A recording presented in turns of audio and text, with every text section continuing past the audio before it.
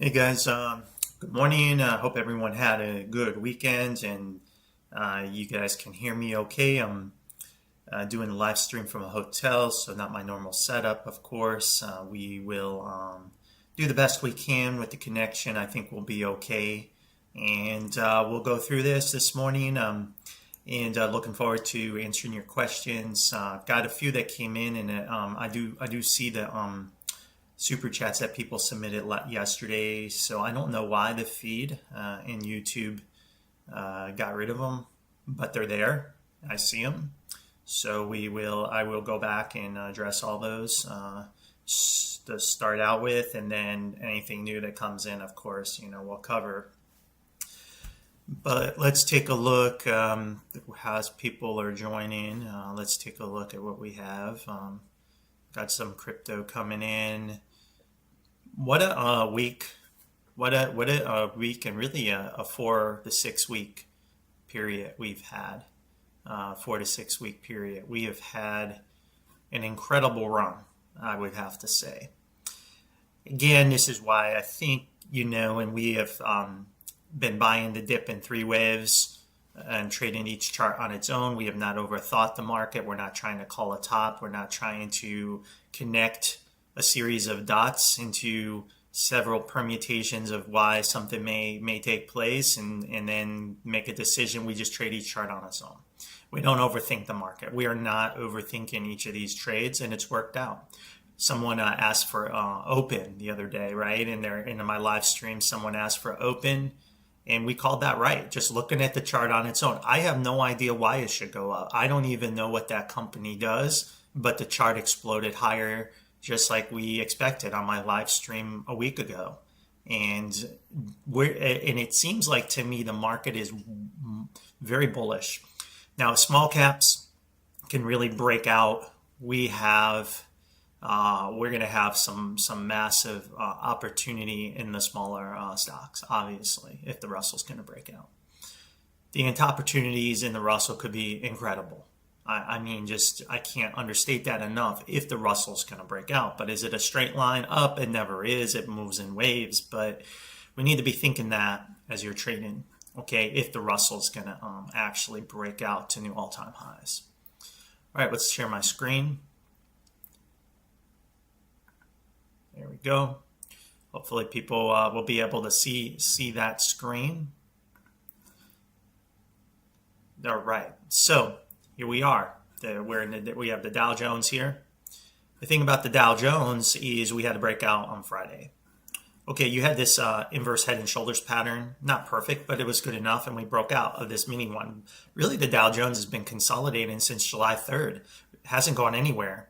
So it's been a sideways bear market, a correction, a sideways correction, right? Traders were looking for a huge crash. It just didn't happen. It was just a sideways grind, right? And now it's breaking out. So that's where we are. So here's our count with a 2 and a 1-2. The personality of the move on Friday is a very third wave like personality, right? The wave exploded higher, and it was just good momentum. That's not typical of a fifth wave. Okay, it's just not. Fifth waves do not do that. Third waves do that. So this also reinforces our count. The behavior, the personality of Friday's action helps reinforce the count that maybe we are on the right track with this aggressive view. Okay, now there's always an alternate view. I always explore the bear case because of risk management. We have 3 down, and now we have, once we finish 5, we'll have 3 up. What does that mean? Well, there could be technically a big flat, and you get this rug pull back down to this area here. That would be a dramatic sell-off. The only news coming out that I could see that could cause that is NVIDIA's just blows, their earnings is so bad, so unexpectedly negative, it causes this kind of panic. That's probably what would have to happen, or black swan, of course. So from an LE wave theory standpoint, you're not out of the woods yet on this corrective move, but you soon will be. Bigger picture on the Dow, I really like this look. I mean, guys, look at this beautiful pattern. I mean, look at that. If I go to the long-term chart, we can I'll zoom in on this part of the graph. Again, hugging the parabola, the parabolic advance, still within it. And we're breaking out.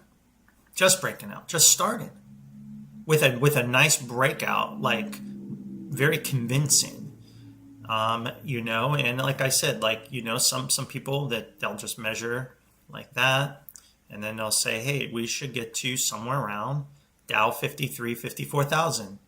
Okay, if that's a true breakout, and we can also project a target up to about the same area, 54,000. What do you know?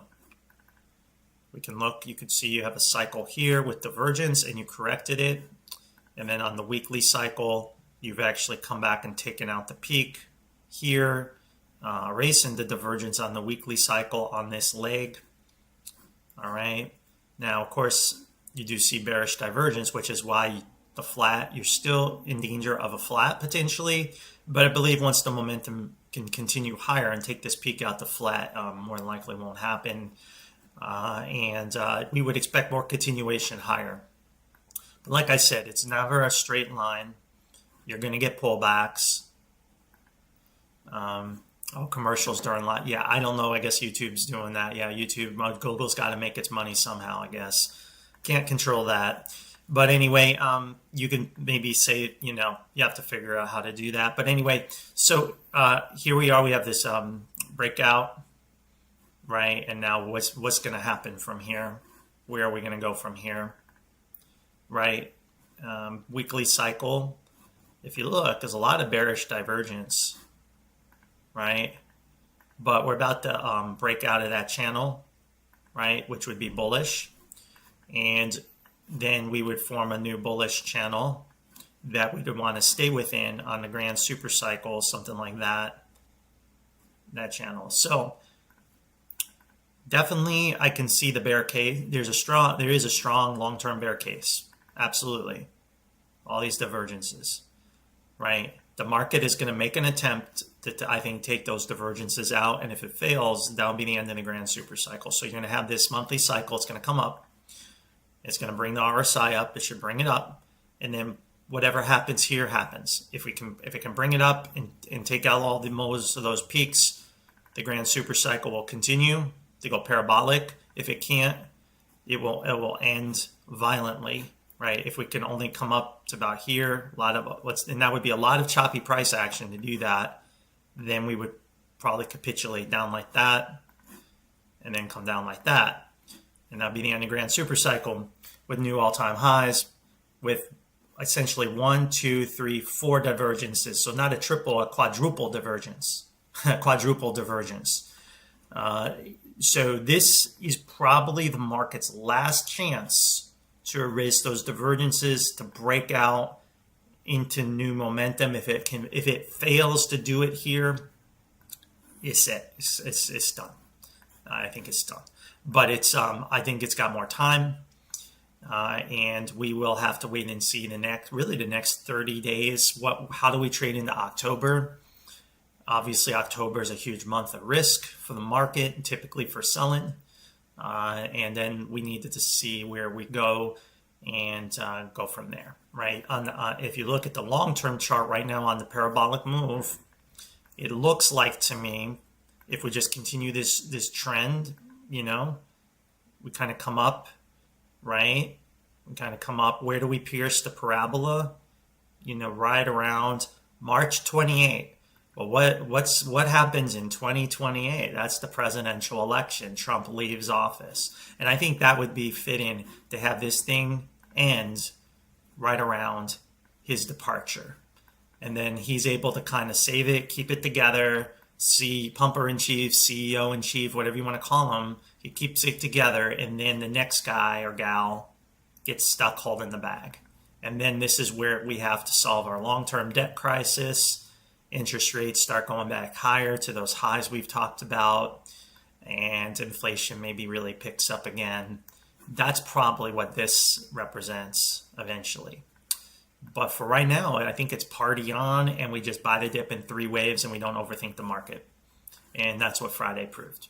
All right, guys, let's go into your questions. I definitely have quite a few I want to get through. Like I said, your symbols, I got them.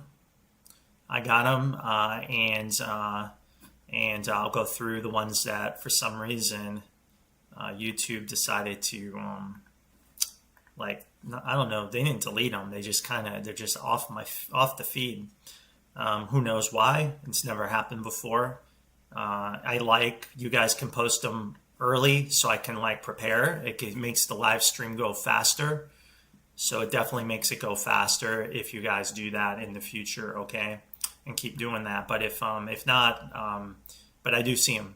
So I'm going to start out with the top, and whether you see them or not in your feed, I don't know. But sound, this is from Anonymous. Sound, USAR, and MP. Can you check divergences on those? Okay, so sound is, there's an aggressive and conservative path on sound. Okay, we're still looking at 5 up, 3 down. But right now we have only 3 up. Okay, we did take the peak out, so this is typically of a third wave, but it's also could be a corrective wave. But since the RSI is a higher low here, we would not call it in a corrective decline yet.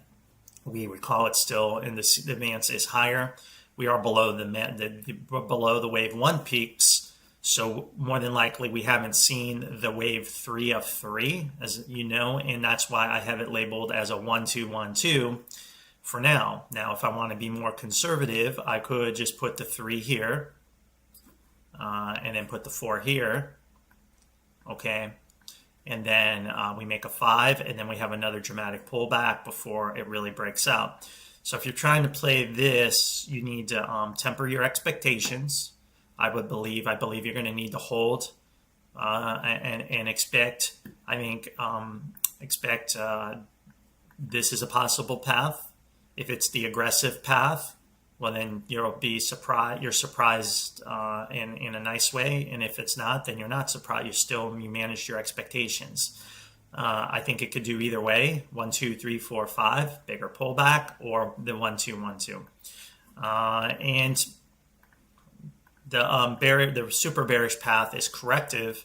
We would need to start to go lower. We would need to break the earnings low here, and then we would be looking at 3, and then 3, and then a capitulation shakeout to run the stops at this low, probably down to $4, and then bottom there. It's the least likely path, but it's still not negated until we can come back and take this peak out at 1725. Okay, that's the sound. USAR. USAR of a super bullish 1 2 1 2 1 2 1 2. Again, these boxes were given to elite members who got a long here, a reaction, long here, reaction, and a long here, and got a reaction. But when are we breaking out of this thing, right? So if we look at the chart, we're making higher highs on the RSI. Okay, so that's good, but we're still below the peaks. So that's why, again, I don't really call a 3. We don't even have separation. And if we look at the daily cycle, you're starting a new daily cycle. If you look down here, I could find my little arrow. We are starting a new daily cycle. Look at all that time. So a new cycle is born, right? A new daily cycle is born. So this hopefully will lead us into the 3 that we've been waiting for.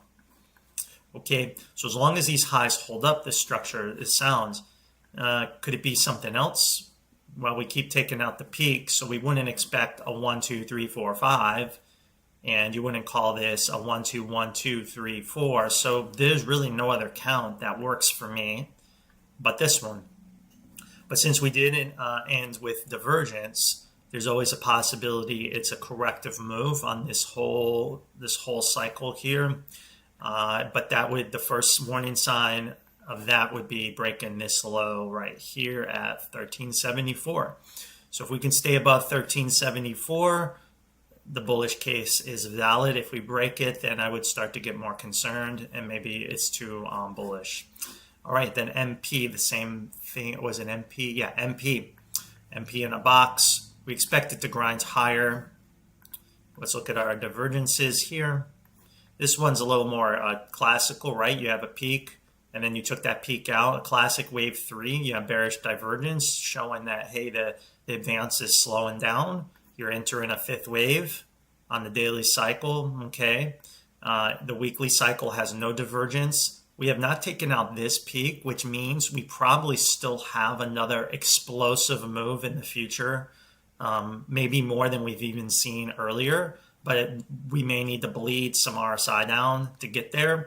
But what it tells me is the most explosive gain hasn't happened yet in MP, but as you see, we don't have divergence here. Typically, the market will peak with divergence. I mean, look at the early channel. We peaked here. Look at all the bearish divergence, and the price took these highs out and created that divergence. We need to create that same divergence with higher prices. So that's why it's highly likely we will pull higher and create that weekly divergence in this top, have a dramatic pullback, likely to backtest 60, likely to come back up, crash down to 60 back here to backtest the all-time high breakout, and then build into a new wave 3 on the grand super cycle. So again, you have to play the long game. You have to hold. If you're looking, and again, for anyone out there, this is because I know a lot of people trade this. Everyone wants this. While it could still happen, you need to temper your expectations that, hey, we've had 2 gap ups, right? We had this big gap here and another gap. It's very rare to get that. That's how bullish it is. Now we're going to slow the momentum down, create the divergence, and now the market's going to correct, and then it will build, and then we'll have another explosion, probably more dramatic than we had here, and that would probably be the time where if you bought it down in these areas, you'd be looking to take profit and let new investors come in, and most of the easy money is gone. Okay, that's kind of how I look at MP right now. The super bearish case would be breaking back below and closing below 60, honestly, and then we would have to look at an alternative view on the major cycle here. Like, could that be a big flat off that peak? Could be highly unusual. We're still in the danger area for a flat. If we break 90, we would be out of the danger area. So I guess in the market, anything's possible. So I can't promise you there won't be a flat, but looking at the structure of the wave and how we're behaving, it would be very, very unlikely to get one. But again, like I've told everybody that subscribes to me, if you're afraid of flats, you would never go long and you would never buy. You would basically never trade, because almost any chart can become a flat. If you're afraid of flats, then you'll never want to buy a chart. You would be so scared to buy anything. So, I mean, you have to not worry about flats and worry about them as once you start to see it. And then once you see it, you know what you're in, and then you can manage to trade accordingly. And as you know, flats are the ones where most people lose all their money in their account. They blow up their accounts in flats, and most flats are usually where market crashes happen, and flats are usually where most traders are the most confused that don't do Elliott waves, because only an Elliott wave theory explains a flat, explains the dramatic nature of what is going on. If you're just a normal market participant, you have no clue, no plan. It's just utter confusion and pain and misery and emotion. But when we see a flat, we stay calm and cool, and we may even look to just buy more and ride the flat down because you made the higher high sequence. But that takes a lot of intestinal fortitude and good money management and a knowledge of the market that we usually provide with that confidence and conviction. But a lot of flats ruin and destroy traders. They do. They just do. Most accounts are blown up on a flat correction, and I see the most X accounts disappear after a flat. I see a lot of traders never come back from those. But if you follow me, we always spot them, and we can point them out pretty early. And we've even sidestepped many flats. UNH sidestepped that bad boy. Trade Desk sidestepped that. So usually we see a flat, not all the time. Usually we do, but most of the time we see them coming, and we could just avoid that catastrophe. Okay, let's keep going. Let's keep going, guys. Let's keep going. Appreciate everyone saying hi and everything. Let's keep going here. SOLT, still see it hitting 36. So I think crypto is kind of a tricky situation right now. I want to be really bullish on crypto, but I got to be keep it real. Okay, so I got to take emotion out of it. So this is the most conservative view of the chart. 1, 2, 3, 4, 5. Okay. You see how you peaked here in 3, taking that out. You made the bearish divergences. That's the 4-hour. Okay, now I was more bullish, but the daily didn't represent that. That's why I was more in like a 1, 2, 1, 2, 1, 2 mode, right? Now we did take this low out here. We did take this low out here, and there is another bullish count here. I'll show you. This is the most conservative view. Okay, and what this tells me on the daily cycle is we haven't seen the 3 of 3, right? Because we haven't taken even this peak out. But the 4-hour does represent an impulse ending. So I'm going with this, but I'm also going we haven't seen the 3 of 3. Now this would represent a bounce and a failure. We have Coinbase with a lower low sequence that would resolve that issue in the anomaly. Now B could swing back up and then come back down and see and do something like this, right? It could even already be done B, and we could just go drop right down and finish the correction here at the 106, 105. Now, you're like, what's the more bullish case, right? What's the most bullish case? Well, we have a 1, 2. We could also have a 1, and this could be an A, B, C flat, and I could put a 1, 2, 1, and I could put a 2 here. And then I would have to force this to be 3 waves. Of course, it doesn't look like 3 waves, but I could probably force it. They have divergence. It's not something I would want to call, but I could call it because if I look at the swings, right, there's divergence showing it's an impulse. But if I look at these swings, you have 1, 2, and then you have another 1, 2, 3, 4, 5. So you have 1, 2, 3. So you look at it from that perspective. You're like, well, is it 3 swings or is it 5? Well, it's 3 from the subdivisions, but it's 5 from the RSI. I always look at the RSI more when I see that situation. So that's why I have it labeled this way. But if I'd label it based on the subdivisions, I could talk myself into this being 3 waves up, and then we could call this an A, B, C, and then we could call this a 1 and a 2. So, but of course, this low has to hold down here at 112,000. Does it matter? No, honestly, in the big picture, because if you bought it early, who cares? If you bought it here, you do care. You care a lot. So what happens with Solana is going to be whatever happens here. If the 2 is in, Solana is going to move. It's gone. There will be no pullback. If it's 2 is going to double correct, Solana, of course, will pull back. And unfortunately, we just don't know, but there is a clue with Coinbase that perhaps it will be a pullback. But Coinbase has a lower low. Here you go. So this is the most conservative view on Solana. A 1, 2, 3, 4, 5. We finish up this 5, and then we have another pullback. Okay, something like this. And we would correct this whole move. And that could bring us back down to 155. And if that were to happen, then I think you would see, that pullback you have in your chat, right? You would have that pullback in SOLT.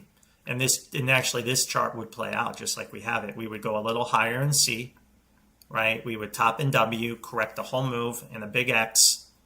How that plays out, it could be a triangle, it could be a big 3 waves, it could be a flat, and it could be a flat, who knows? But we would have a big consolidation, and then another big move higher later. So that's the graph. Now, if it's that we don't get the double correction in crypto, well, then it's going to be a massive extension, right? Y is just going to extend, and it's going to squeeze and go somewhat parabolic, and then you won't get a pullback. There'll be no pullback.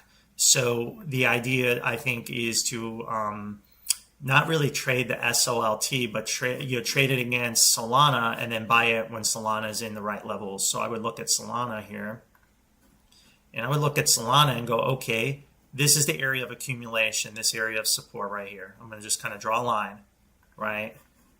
There's a lot of support on that line. It goes through a majority of the points here, right? And a box and a wave 4. So Anywhere in the 160s and 150s, you accumulate, and then you just wait. And you don't worry about the count. You don't worry about what is it, a 1-3. You just like, I'm accumulating in this general area when it gets here. So if it crashes, we're gonna buy more. We're gonna accumulate, play the long game, and then pray the breakout. And why do we think it's gonna break out? Because we have 5 up off the low, and we took out the all-time high.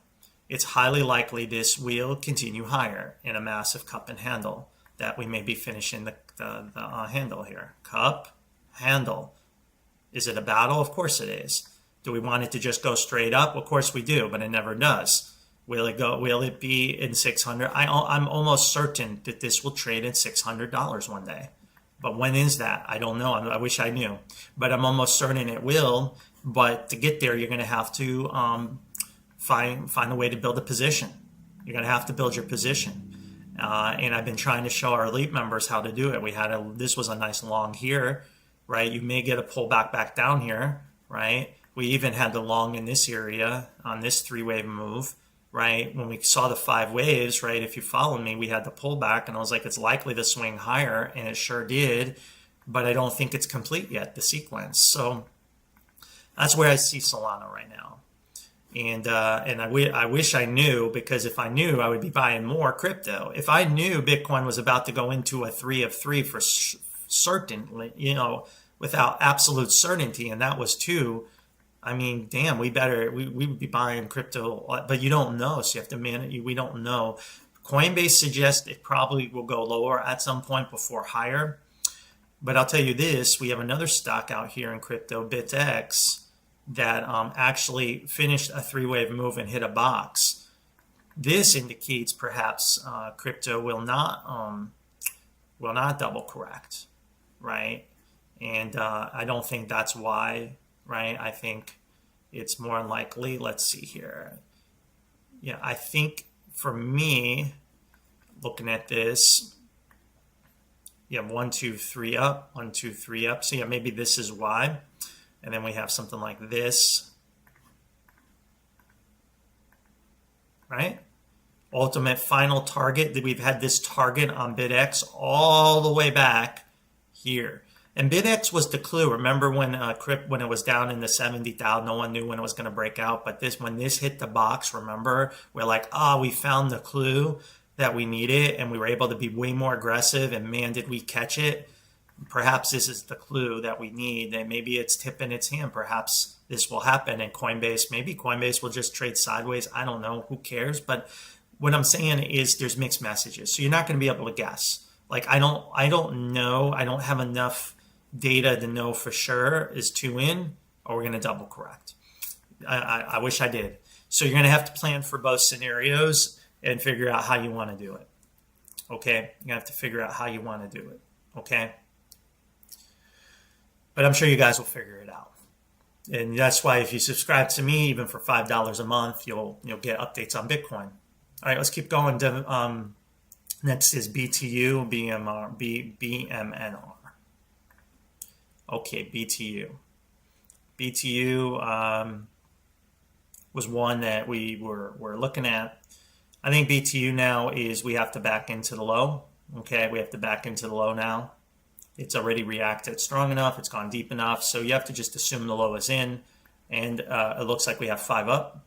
So if we're pulling back, we could be forming a connector. The ideal pullback would be back to 1351.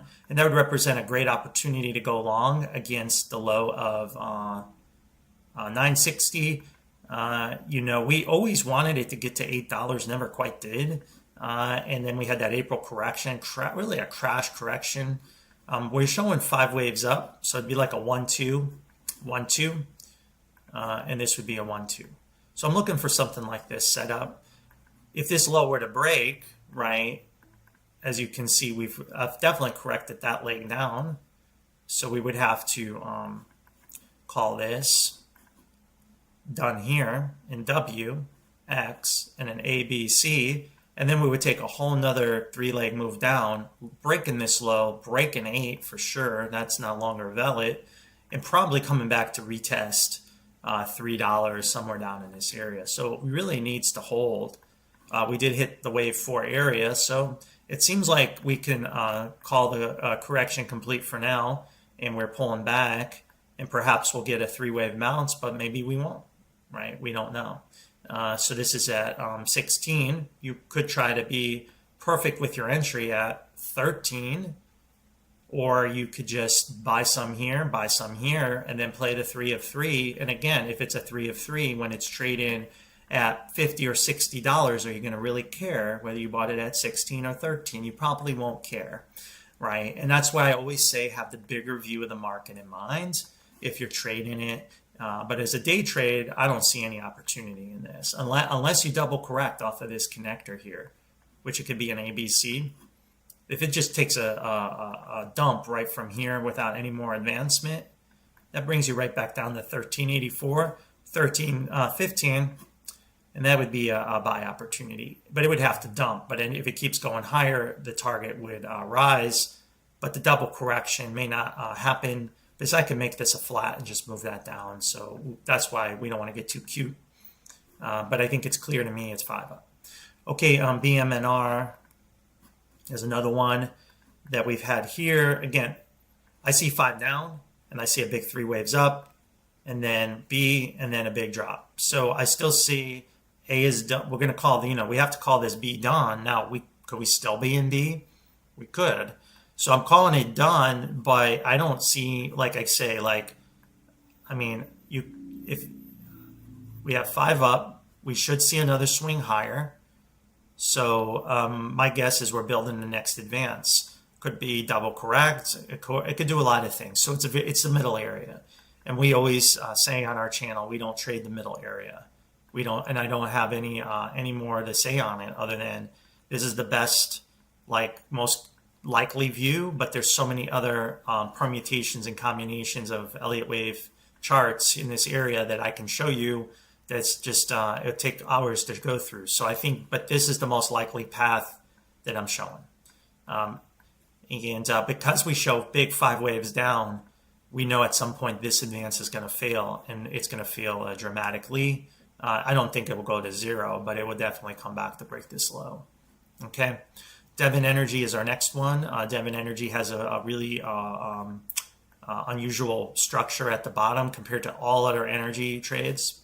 All other energy, it made a lower low sequence here. Very unusual, but we've just kind of been tracing it out. We have started to accelerate higher in this X wave. We would expect it to end at 37, 38 maybe on the downtrend line if it's going to end and have a big reversal. But for right now, I'm just kind of tracing advance. As you can see, we have a lot of 4s and 5s to play out. We can even continue to accelerate higher. But at some point, we should, it could end X, and we can get that final leg down in Y to break these lows, to erase the divergence, and to finish the corrective structure properly. The thing about this is I have this in a 1, 2, 3, 4, 5. If we erase divergence on 5 and take out the 3, then we would have to call the low in. Okay, when that would probably put us outside of the channel. So that's what I've been saying. Stay on the long side, but I don't think the ghost is clear yet. I don't think the ghost is clear. It's going to try to take this peak out, as you can see, and if it does, then I believe you have a different count. I would label this some kind of 5-wave move instead of in this leading diagonal. I'll call it like a 5-wave move, 1, 2, and then 1, 2, and the 3 of 3, and then we would just move. We would have to call the 2 in. Okay, we'd have to.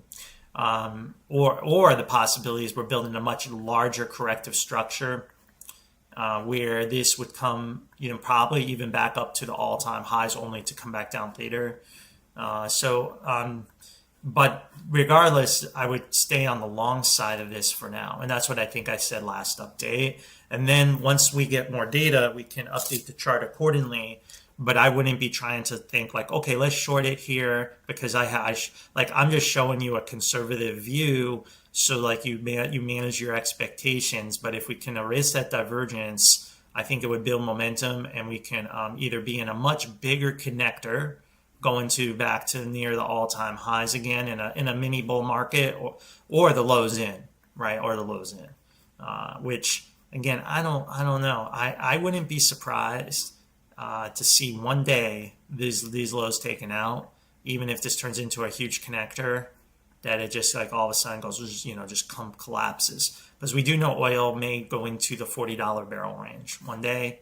That will take natural gas down significantly, I think, when that happens.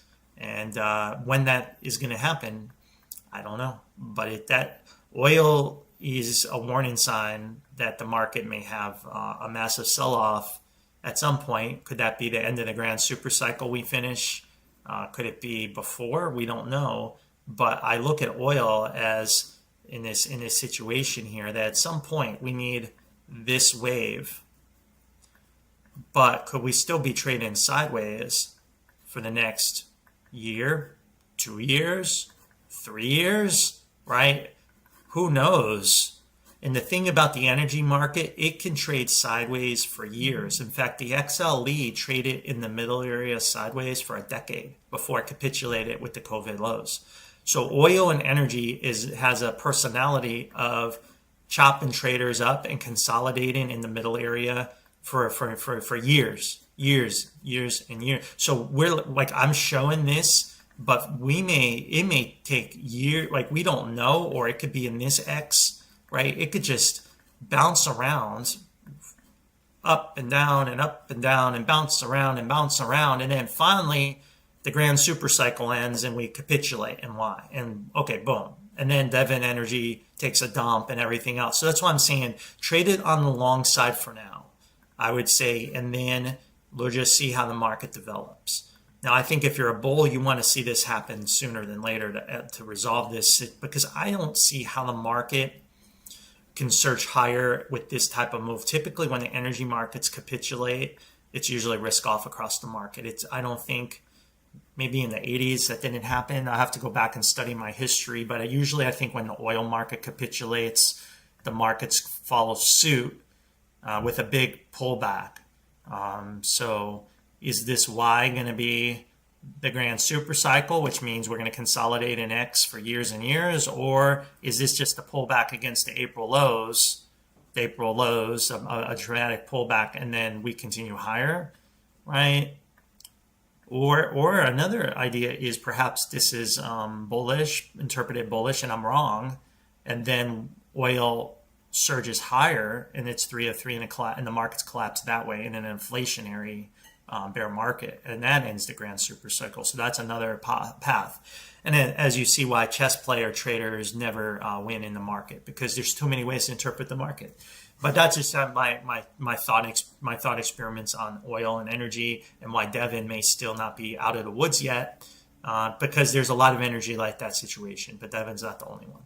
All right, got a bunch of stocks here. LPSN. We'll go to LPSN again. LPSN. We're not changing our strategy on that. Not sure why that one's not on here. LPSN is just another one that we have a strategy for, and it's been working out really well. LPSN. So we showed this 5 up, big 3-wave pullback. We end it, and now we're in a connector. It would be ideal, and usually in these patterns, I most always see it come back down between the 4 and the 2. And that would be a double correction down to like 80 cents, 78, 77 cents. Does this have to happen? It doesn't. That's the unfortunate thing. Is it likely to happen? Yes. Does it have to? No. Again, are you going to get cute with your entry? Like when we did the update last time, right, this would have been a good spot to build a position. And then if it dumps, you can buy more. Because again, whether you buy it at $1 or 80 cents, are you going to care when it's trading at $4 or $5? You probably won't care, right? So if you risk trying to be so perfect with your entry, you miss the entire move. And that could happen. So I would recommend playing the long game. It looks like 5 up. It looks like you have the bulls are in control of the market, but you have this consolidation. I do think, though, if it's going to reverse here, it needs to do it pretty soon. I think below this peak, we need to stay below 115. If we take 115 out, the odds are that low is in. So as long as we're below 115, we could start the next leg lower. I would never short this, no way, but I would wait and see if it can build momentum to the downside, and then you can look for this entry that I have here. All right, the next symbol is open. Again, guys, again, I was up like 40% or something the other day. I was like, our chart played out perfectly. Again, we called this low, we called this higher. I mean, we called it perfectly. And so where are we in our count? So I just kind of updated our count. And if you watched our last live stream, this was an idea. And I think this individual who's asking me out there, Ryan T, hopefully made a ton of money because this chart worked out and we took the high out. So this opens up more upside. Any pullback in 3 waves is a buy. If you get another little pullback like this, you can go long. It could be entering its 3 of 3 moment. I think the shorts got too aggressive and they're going to get blown up. Now, sometimes when you take these highs out, you get a little pullback to make the cup and handle. So be careful with that. But that would be a buying opportunity once again. So like I said, it could. So I have this in this aggressive view, 1, 2, 1, 2. Because we're taking divergence out, but I could also make it a 1, 2, 3, 4, 5 and force it and pull back to make the cup and handle, but that is not the way my system works. So I would call it this way for now. Unfortunately, there's no trade. If you miss the move, you miss the move. It's just the way it goes. You have to catch the next one or hope for another dip. I would never chase it because if this becomes 5, right? What if this is 1, 2, 3, and then they do the flat on you, right? So I wouldn't chase it. Again, could it be a flat? You didn't take the peak out here. You did take it out here. So maybe. It's possible. It's unlikely, but 10% chance of a flat, 10%. I wouldn't, if I had bought it down here, I would probably just stay long until I saw more signs of a flat. Probably coming back if we took out 423, I would probably start to worry about a flat, but it's likely to keep pushing higher and then finish, 5 waves, and then I would expect a dramatic pullback. Cipher is another one that we've called perfect on our channel, and now we're building higher. We have a 1, 2, 1, 2. We're in the 3. I would expect something like this with another pullback, and then it's a breakout. And again, on the bigger picture, like I mentioned, Cipher has a beautiful consolidation pattern that's likely to break out. And again, if anyone's listened to my live stream, I've shown this to my elite members. Unfortunately, we haven't had a clean setup, but this was more of a risky kind of buy. We haven't taken the high out yet, so you still can't rule out 3 waves after we finish 5 up. Could it be a big 3-wave corrective move? That would only be the case if this wasn't a flat and this was some kind of ABC. Again, if we're always afraid of a flat or a double, we would never buy. So we just have to keep long. Hopefully you bought either from 544 or back here at 467, and then we have time to assess the market if it turns into a corrective move or not. If it turns into a corrective move, it would obviously come back down to this lower area, but then that would be a tremendous opportunity to buy the trend. Likelihood of that is probably very slim, but it's not impossible. Okay, the next one is MVIS. I went ahead and updated the count on this. So very congested, messy area. We have 3. We're looking for 3 down. I'm sorry. We have 1, 2, 3. 1, 2, 3 for W. 1, 2, 3 for X. So you have WX, and now you're in Y, and you have an A, B, C. So you have one more leg lower. When I look at it, it looks like a 1, 2, 1, 2. We need that capitulation 3, and then that's it. So I would be looking for like a bigger capitulation move in Y of C, of props B, or a 2. So it could be a 1, 2, but if we break these lows, it would be a B, another B, and then we would probably whipsaw back around in C later, something like that. So somewhere in the 80s, 80 cents area is what I'm thinking. I wouldn't worry too much about breaking this low or not in this type of structure, but it's a very messy. I mean, it's something I would never trade. I mean, personally, I don't trade structures like this. But since you're asking and asking me, I'll do my best. And so it could be, there's a lot, it's very susceptible to error because it's such a congested middle area. But we'll see how good I am if this plays out like this later. But I think that's what you're going to get. Okay, next super chats on GME and Coinbase. We'll go to Coinbase first. Coinbase is a warning sign for crypto that we could double correct because we made a lower low here. So we had three. We actually had 1, 2, 3. We had this W here. We looking at that as the low. That didn't happen by breaking the low. So and since we have 5 up here, the only count that makes sense for me is this WXY connector on an ABC move, because this is clearly 5 up with divergence. So this is 5 up. So this is the only thing that makes sense.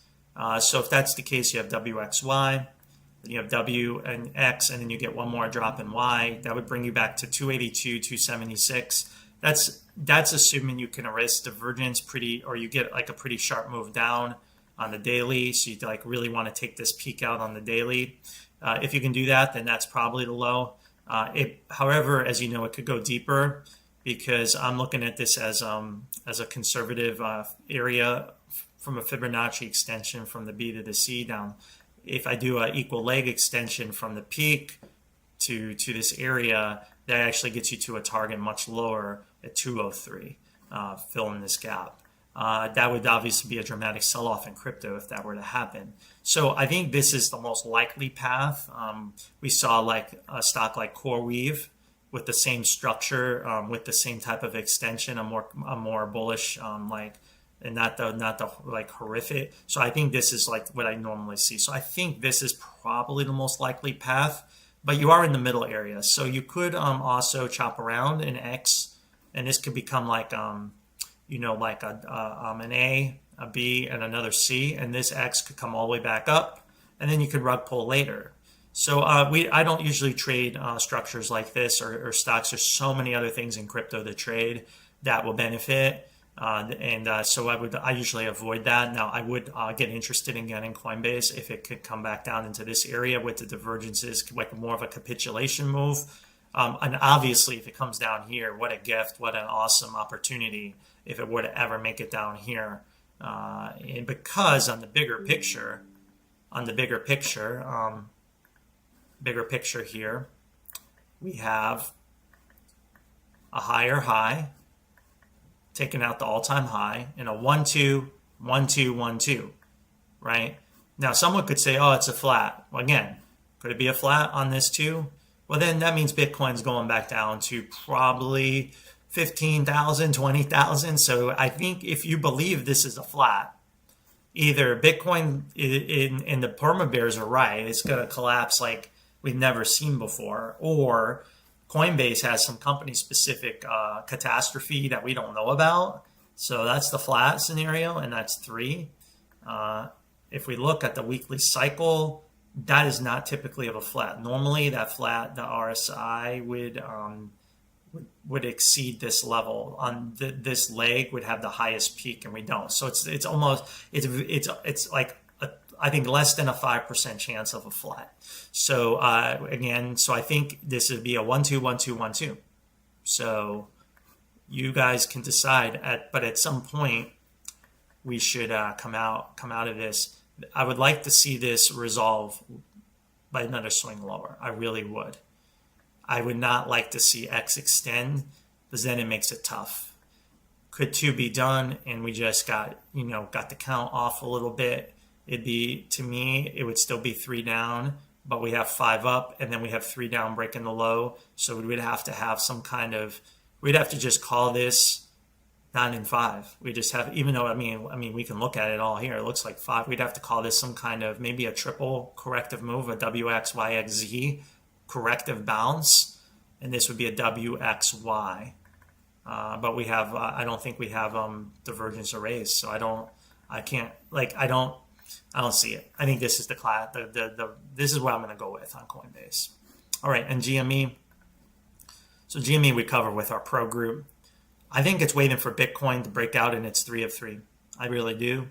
Until then, I think it's going to be languishing in our box, burning, theta on people, and it's just going to be, but this is our count, right? I've just been trading, and like we got up to 5, and I said, hey, it's probably going to fall back down, and it did, and it rose again. So like, if this is the count, next week it should see tremendous gains. It should see tremendous gains if this is the count. Will it? I don't know. If it doesn't and we break these lows, then it's going to go into a capitulation mode. And there's a lot of possible alternative counts on this because this is in the middle area. I have this in this bullish 1, 1, 2, 1, 2, 1, 2, but maybe we're still in that 2. Maybe we're still in this 2, right? So I can't label too many possibilities to label, so I just label what's in front of us. If it's bullish, it needs to stay above this low right here. If not, it will negate the bullish view. But it could still be in another wave too, and we could just get a quick capitulation and then run your stops and then turn higher. So I think if you're playing GME, you need to play it against this wave 2 pivot here and be prepared to hold. And then if this looks like it's around 1772 or something breaks, then I would be more concerned. But I believe this is just a mess, and I'm just trying to do my best to label what I see. But so far so good. But man, it's been dead money for a while, and I think it's waiting for Bitcoin. That's what I think. Okay, next set of questions. Let's go to those.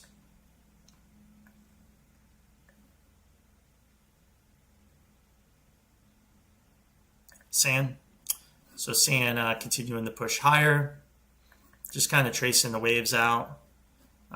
This chart is acting according to plan. Nothing's changed. We're going higher in 5, and we'll see a big correction. We haven't seen the peaks taken out on the weekly. The monthly's about to, so we're maybe about to end the 3 on the grand super cycle soon. Once that ends, then of course you'll have a big multi-month consolidation. And I think that's where you're heading right now, this 3, 4, 5. And when this ends, it's likely the end of the wave 3. So this is how I've labeled it. I think you still have a little more upside to go, and then a major peak. All right, LNG. LNG, right now I'm putting it in a 5 for a peak in 3 and a 4 and a 5. It's in a 2. We could still drop back down, double correct to 217.43. But once we take this high out, it's likely to push higher in 5. Of course, we could still raise divergence. If you look here, we have a 1, 2, 3, 4, 5. That's a big 5 here. As you can see, we have our peaks early, so I wouldn't be surprised to see divergence erased. If you look at the monthly here, you have that bearish divergence and a lot of divergence in these peaks from these earlier peaks. So I'm showing a conservative view, but we could also make the case it's 1, 2, 1, 2, and perhaps finish this 5 and make another 1, 2 and really explode. So I don't like selling it. I only like to buy the pullbacks in 3 waves. So this pullback here would be a good opportunity. Or you could, if you want to buy it here, you could just know that you would have to stay above the April lows. So I think this is again, a more conservative view. Likely, obviously, continuing higher, but I wouldn't be surprised to see it explode higher. See, it's kind of coiling. I wouldn't be surprised for an explosion higher. All right, Verizon, we've had this chart for probably a year or so on our channel, this massive peak on the grand super cycle, and we're almost there. This would be the grand super cycle top, dividend paying stock. Massive bearish divergence. Now, hey, it could erase divergence, sure, and but it needs to do it relatively soon. If it can't, we could see a peak in the 55s and then see a dramatic pullback. What that tells me is either that could be the start of the end of the grand super cycle, or it could be just interest rates start to go back higher, hitting the dividend paying stocks. But this shows maybe interest rates are going lower, people will rotate back into dividend paying stocks. or some kind of safe haven trade. I don't know what, the real reason, but I think it's more interest rate related because people love dividend paying stocks. If rates go down, if rates go up, they don't like them. So something like this. I mean, to me, it looks very classic. 1, 2, you see the swings. I mean, very, very, very typical of, and the unfortunate thing is the RSI, we don't have the right data here. So obviously, so we can't really use the monthly. We have to go to like the weekly time frame, and so the RSI doesn't really help us too much because of the chart data that we're getting, because obviously that's not right. The earlier information is making it kind of suspicious. So I look at it from, okay, there's your peak in 3 of 3 right here, taking these out. So that's why I look at it. I don't look at it as a 1, 2, 1, 2. Could it be? Yeah, maybe a 25% chance, a 1, 2, 1, 2. But I would be more conservative. I'm looking at it more this way, but I think it's got more upside. Pfizer, Pfizer I think is in the middle area. It made a lower low in 3 waves, up in 3. I believe it's going to pump in this C wave. So I would trade Pfizer on the long side until further notice. This C leg, as you know, could go as high as it wants. It can even break the all-time highs again. And then, but there's a ticking time bomb at some point to end so I don't particularly like to trade it because of this structure, but I do think it's going to go higher. And when we'll see end, it could end as early as $30, $31, but it can extend as long as it wants to. And so essentially, it's a new bull market above 2027. But I don't know. When I say I don't know, it's highly likely you're going to get a rug pull on it at some point. And so maybe, if I was a trader, I would still just trade it long for now, but then know that if I was a long-term investor, maybe you don't want to fall too much in love with it unless you want to accumulate for a long, and play the long game on this. But there's probably better other things to invest in that are a little more clearer. Now, we did hit that wave 4 low. We did hit that, but I don't like how we bottomed. Like if we would have bottomed here, that would have been ideal. But breaking that low and like we did, I mean, could it be 3 a connector and 3 down? Let's just take a look. A lot of divergence there. Look at the monthly. Even divergence on the monthly. It would be highly unusual for that to happen. In fact, we could even maybe label it as a 1, 2, 3, 4, 5 in an ABC, ABC, ABC. And that's a 1, 2, and that would be basically a go to 0, and that would be a bankruptcy like situation for Pfizer, like that. That would be a bearish move, which of course we're not calling for, but we are calling for another leg lower. So I think when is it going to happen? I don't know. So if I was a trader, you can trade it on the long side. You have a higher high; it's likely to go higher. I think once you get above this into this area, it's kind of like it can happen at any moment, but maybe it keeps pushing. I don't know. Okay, next is LUCMF, Luca Mining. We got that box right, and we are just looking at the waves here. Daily cycle, peak in the 3, bearish divergence, divergence, divergence. So it looks like a big extended 5th wave. It kind of lines up with our other counts in the miners for the most part, and then a big pullback. So something like that is in your future.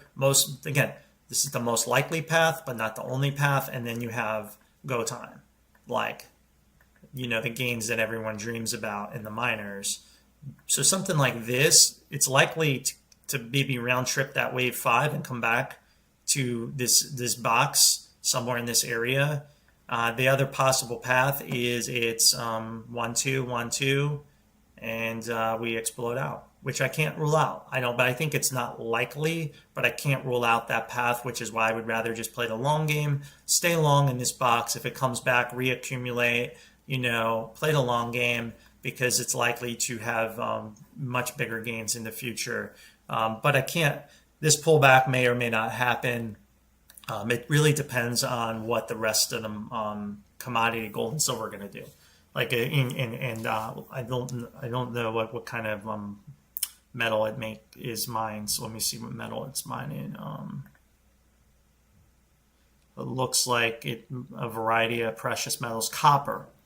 Okay, it's tied to copper. Okay, so if copper double corrects to $3.80, you're likely to get this. If copper has already made a low and that crash, then it's likely to just keep going higher. Okay, Budweiser is another 5, like 41 area. If you can't, then you do risk a bigger correction in wave 2, and this would be 3 waves, but it would probably hold this low, and that's what you need to see happen.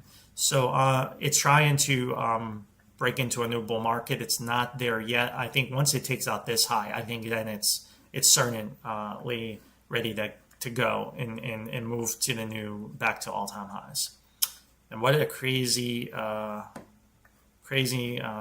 correction this was. I remember that, but we kind of forgot about this. No one's really asked about this stock in a long time, but it may be ready to break out into wave 3. Maybe I have heard from fundamental analysis, people just are not drinking alcohol as much as they used to. GLP-1s may be the blame, they said. Maybe it's other reasons. Habits are changing, but so there is a fundamental risk. But we don't trade fundamental analysis. It may be just so undervalued right now, given how it was sold off. But just keep that in the back of your minds. We'll see. But look, it's been pretty much dead money for a while here. Okay. Let's go to the next one. All right. I think I got through the backlog. Got through our backlog. So let's go to our new super chats that just came in. I'm going to scan through the comments real quick. I'm going to do what I can. I can't stay on all morning, but I'll try to. I have a lot of super chats to get through. All right, guys, let's go to the new one is XRP. Let's take a look at how that's doing. XRP, let's take a look here.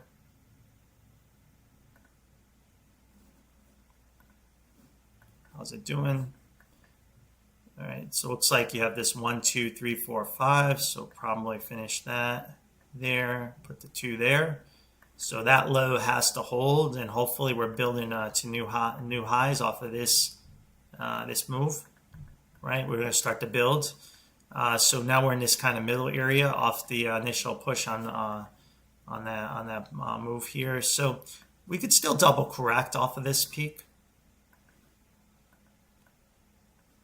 That'll get us back to 295, 292. It could double correct. It may not, right? Again, is Bitcoin going to hold that low or not? But I only see 3 waves up. So, I would expect a double correction, if anything, and see if that can produce a reaction out. What happens if that doesn't happen? Well, then we are looking at something more bearish, right? Because if we break this low, we would have a 1, 2, right? And we would move back down. We would still be in B, right? And we would have to call this 1, 2, 3. We would have to double correct back down, somewhere back down to 258, 240. So really need this low to hold, okay, to keep this bullish case intact. You have a lot of support here, right? There's a lot of support here, and it's been holding up. So we'll see if it can make the turn here or not. That's how I still think, and I still think it's coming up to these areas or higher. Okay. Dogecoin. Let's take a look at how that's doing. So Dogecoin here, we had 5 up. So we've been in this 2 wave. Looks like 1, 2, 3, 1, 2, 3, 1, 2, 3, and it didn't make a. See, it would have been nice to make another low. Now again, TradingView may not have all the data on all the exchanges. Okay, so here's where you can't be so orthodox about your methodology. You have to understand there's sometimes erroneous wicks in TradingView. We don't get all the data. More than likely, we probably are missing. If I look at all the different exchanges, more than likely, when we made this low, is probably like that. That more than likely. But obviously here you don't see it. So we're not going to get too orthodox. We're just going to call the low in on a flat here because there's really no other explanation other than We have 3 and 3 and 3. Maybe it can do this. Okay, so either we call a low in here and it's a 1, 2, 3, 4. We make 5 and pull back, or it's something more complex where you have a three-way move, a W and an X, and we take one more dive down in Y, right? And that will give you a box. So I'm going to draw a box on that. If that were to happen, it'll be somewhere around 20 cents, 1948 in this area, and it'd have to stay above this low. If it could do all that, that would be this count. But my guess is that's not it. We're probably here, and we'd probably be 1, 2, 3, 4, 5, right? And then this is, again, the most likely path, the 2, and then we keep pushing out, something like that. That's the most likely path, but not the only path. So I showed a couple paths. More than likely that low should hold, right? Not this low not holding would be detrimental to the coin, detrimental. AMC is one that, of course, we track for our pro group. We've traded it pretty well recently, right? We kind of been in the middle area, had this kind of speculation zone, and that box did produce a nice reaction. So our pro group members who did decide to buy it here have made some good gains. So we're hoping to see this Y wave play out. Again, it's moving in 3 waves. It congested in the middle area. So I'll just kind of give you guys like a view of where it could go. It could be another W, another X, another Y, something like that. And then another W, another X. See, you get the idea, right? Building up into this Y. So I don't know how it's going to play out, but we want to. I think off of this low, we should get this at least, and then after that, who knows? Okay, who knows? But to hold up that, we need to hold this low now, and why? So Y is building up, and we should just let this play out without a count right now, and maybe the next area it turns is somewhere around 340 for another consolidation. If we do break these lows, obviously we're still in X, or we could even still be in a bigger decline. So unfortunately, there's no real direct setup. You have to really just speculate and stick your neck out where it makes sense.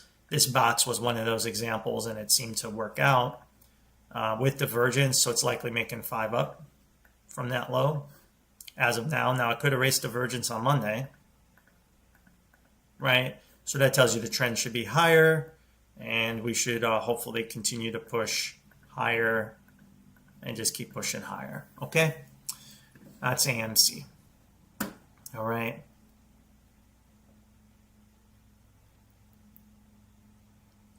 I think LPSN revisiting the 80-cent area, as long as it's below that peak I showed you, that's likely to happen, but it's 50-50. I think it's 50-50. If that high gets taken out, it's very unlikely to happen. STZ and NEO, okay, and that's a couple of new ones here. Well, not NEO, but STZ. Constellation Brands. Yeah, never asked about that. It's a popular stock. Surprise, no one's ever asked that. So we look at this. You see your peak here in RSI right at your 3. So clearly you have a 1, 2, 3, 4, 5. Look at all that bearish divergence. It's already breaking down. It's likely to capitulate. So we're close to a very big capitulation move. Hasn't quite happened yet. It's going to happen any minute. There's your wave 4. Remember, we always usually see the wave 5 lose the whole 5. I mean, 80% of the time, I think 80% or so, like we see that. So my guess is this could be a shallow connector. Again, this is the most bearish interpretation of the chart. You get something like this, right? And that puts a box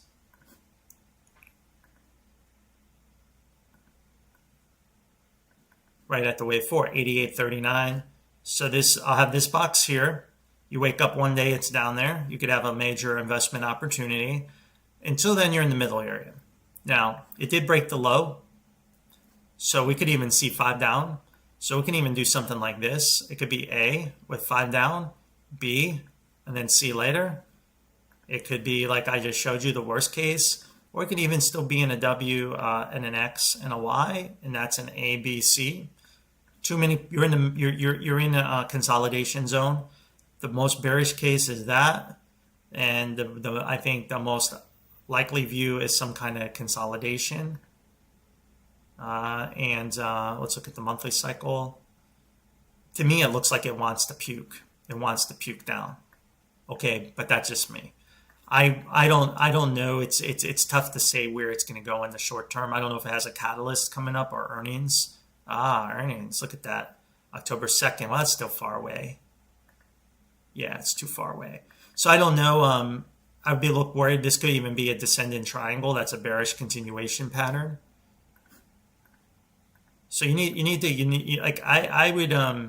I'd be careful getting all bulled up here, all bulled up. I would like if this was something I would trade. I would just be like, let's put it as a, keep it on my list, and we'll have this box, and maybe in a year later it'll be down here, or 6 months. And we've had so many charts like that people who follow me will have boxes, and then people will get mad at me. Oh my God, it'll never happen, never happen. Then a year later it's down here, and we're like, okay, we'll buy it now. And then it comes out, and it's so I don't know how it's going to play out in the middle area here. I think I could be starting in the middle area, but I like it. I would rather buy it somewhere down here. Okay, and the next one is NEO. So NEO, we just have to kind of call the low end based on the reaction, and then again, we're just tracing out the waves, right? We have to just trace out the waves. We have a big 5-wave move down. Okay, so we just assume it's a flat. We have to, or we're a counter trend rally that will last months, maybe years. So we just assume it's in a bull market.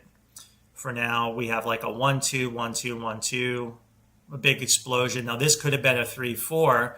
So this is again why you can't get too overthink it, because if you did label this at first, you would have said 1, 2, 3, 4, 5. Oh, I'm not buying a 4, but well, that turned into a massive 3 again. So that's why you have to always just buy it, and sometimes you get surprised. This is the chart we're looking for. So obviously much more upside left to come. Buy it in 3 waves. If small caps are going to pump, this will probably benefit. If China, emerging markets, and a weak dollar, that will benefit. Eventually, even higher oil prices at some point, not anytime soon, will really get this going. And I believe one day, in the next 10 years, oil will be about $200 a barrel, and people will be begging to have NEO sell cars in our U.S. market, and that will be the real money maker. But right now, that's not that case. So here we are. So something like that. So this was the buy. Again, I showed this to elite members here as an opportunity. Some people took it. They made a huge amount of money. Some people ignored it or were too, whatever. I don't care. But I showed it because I said, hey, if you believed it was a bottom, you need to be buying it right here, right now. And this is once in a while we get a reaction like this. This is kind of nice for people, especially you guys that buy calls, because I think you can be up 400%, shit like that. On these types of reactions are unusual, but they're possible. They're possible. So if we get a pullback in 3 waves, you want to buy the dip. You want to be able to see the 3 waves. Right now, we don't really see 3 waves. Could this 3 be over? Probably. It's probably, again, it could be 1, 2, 3, 4, 5. Could even be 1, 2. 1, 2, 3, 4. Maybe make one more a little high before the bigger 4. But this 4 is a buy. Okay. All right, I'll take a look at this Dow London company, some kind of robot company, if I can find it in TradingView. If it's not here, I can't look at it. Oh, there we go. Okay, yeah, looks like we've studied this before. Not sure where our chart ended up. So we're looking for more upside. So it's in the middle. It's in a middle area. See how we broke this low? We even broke this low. So yeah, we keeps kind of grinding lower, but I do think it's gonna eventually whipsaw out of here. We have to move the B up to here now. Some kind of 1, 2, 3 connector. 1, 2, 3. Yeah. So right here. So this is what we're looking for. Again, not something I would want to trade with this bottom, but it's likely to do, yeah, something like that. So the first impulse is probably coming to an end, right? And I would expect it to continue higher, and then at some point rug pull and finish the move. I wouldn't be surprised to see it come back up to this A wave peak somewhere. Okay, but we have the lower low. I can't ignore that. We can look and see if erase divergence or not. Nowhere close. So I don't particularly like the buy in the middle area, but I think it can continue to grind higher. And then at some point, you know, it will finish its move. Okay. MNMD. All right, let's look at that.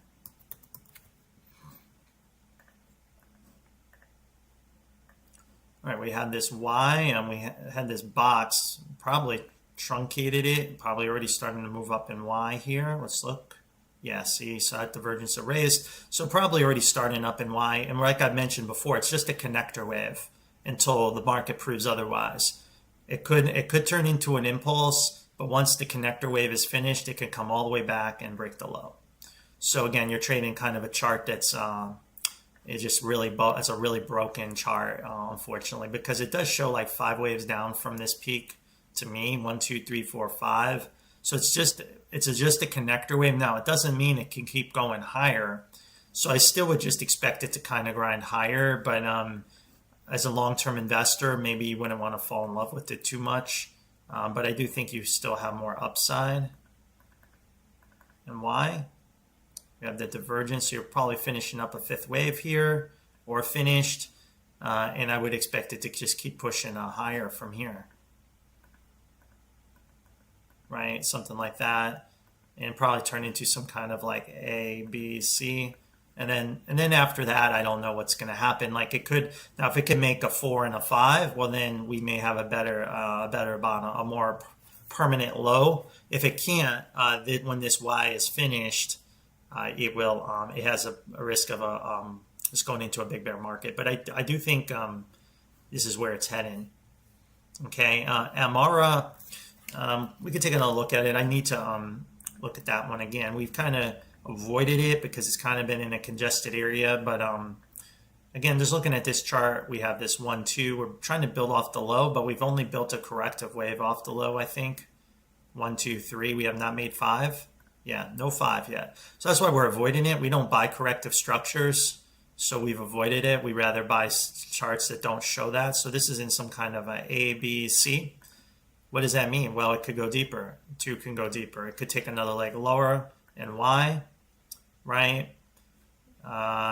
It's in the middle area. Now, if it could come back and take this peak out, then we would label it more bullish. We would label it something different. We would have to label this as a lead-in diagonal coming out. We would just say this would be like 1, 2, like a 3, 4. We'd do something like that, right? And then it would pull back, and then it would explode out. So that's the other path. So could be really choppy trying to come out of this, but we only have 3, so you have to respect the bear case. And it actually just keeps grinding lower. And in fact, it looks like it moved down in 5 off this peak, indicating the trend could be lower. Okay, the trend could be lower. Now, could it be this? There's this chart. Could it be a 1, 2, right? And this is a big run-in flat. I mean, I could force that if I wanted to be bullish, right? Force it, and then we would have to stay above 1447.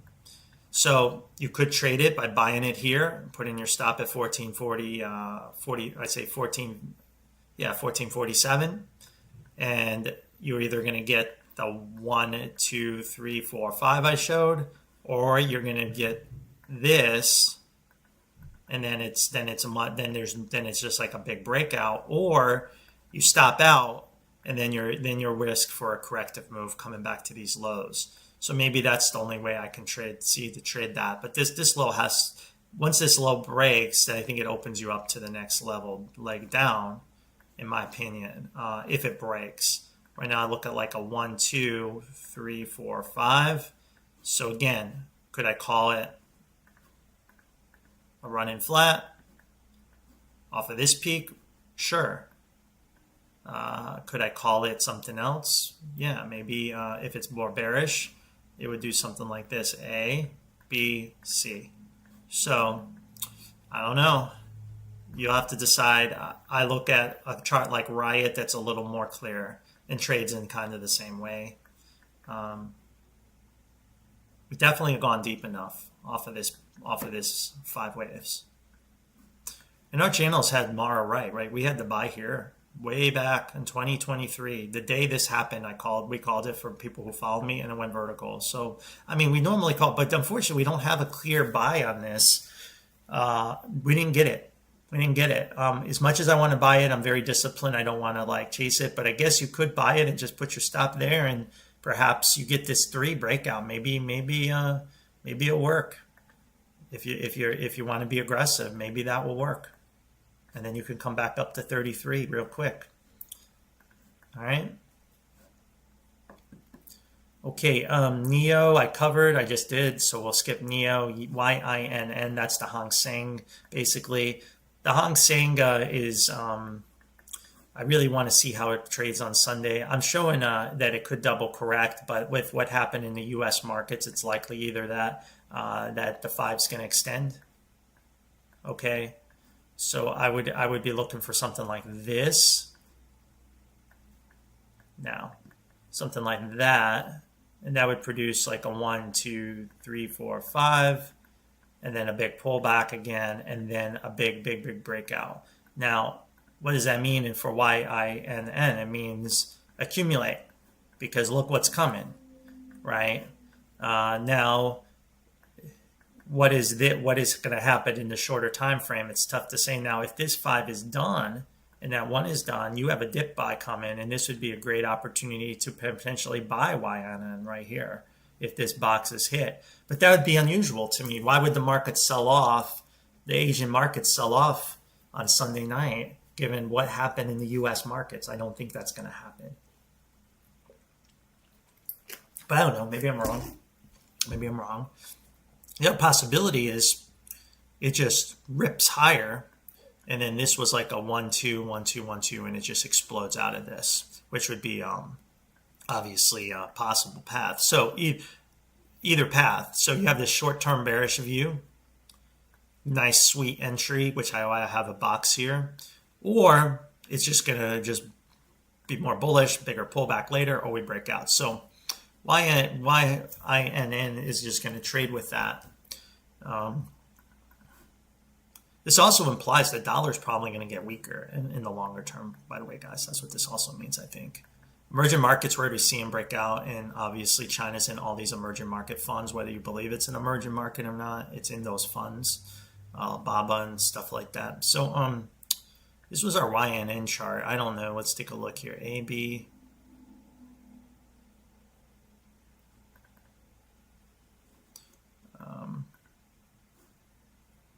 Yeah, so we definitely ended it there and there.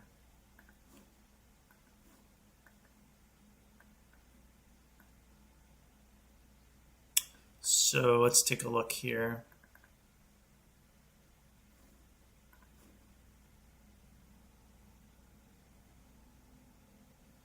Yeah, just kind of taking a look at things.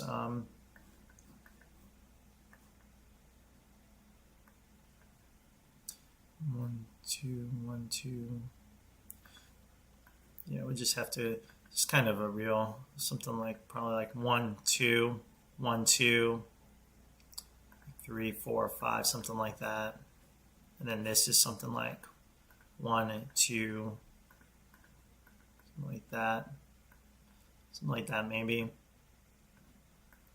Not perfect, but the RSI support this view. So now we're in X. So this is what I'm saying. We're in the middle area now.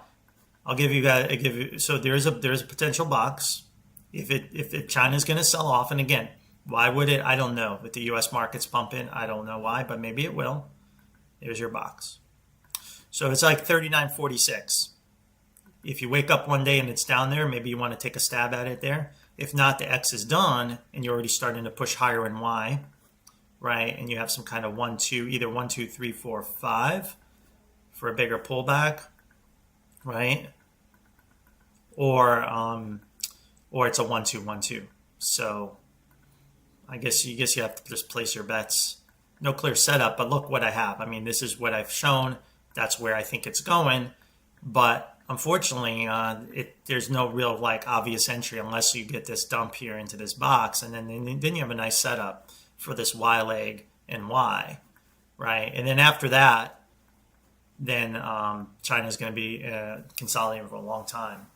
Like I said, I think that's kind of where I see it right now. So if it dumps, great, you have it. If it doesn't, well then it's already done. It's already going to push higher. And why? But it won't be in a straight line. It never is. Okay, next super chat here. UAA. Under Armour was one that I think people used to be in love with. Let's take a look. It's been a long time since I've looked at this chart. Let's take a look at where we are with it. So we had this extension here hitting a box at 486, but that's on a fib extent. So it looks like we're getting close to the end of this massive correction. Let's look at it. A, B, C. Could that be B here and a bigger A? Let's take a look. No, I won't call it. We'll just leave it the way it is. So A, B, it looks like it's moving in C. So yeah, one more low. It looks like one more low, and it's what it's doing right now. So one more low. It's in its like final throes. It's final throws. Like 1, 2, 3, 4. It's in 5. So if you believe in the company and you don't think it's going bankrupt, you need to start buying it, right? You need to start buying it. And it may have already bottomed because it did break this low. The sweet spot's 421. That would be like the like perfect, super duper perfect entry. 421. But since it broke the low, it can be done at any moment, any second. Major low. As long as it stays above, well, actually, since it's correcting the grand super cycle, it can go as low as it wants, which also means it can go to 0, by the way. So you have a confluence of Fibonacci support. Let's look at chart support. A little bit, not a lot. I mean, but it's, yeah, it's pretty low. Remember, these consumer discretionaries, Nike, Under Armour, Lululemon, they're just obliterated. So they represent great opportunities, but you need to either wait for the confirmation of the low, or you just stick your neck out because you believe in the company and you want to buy it.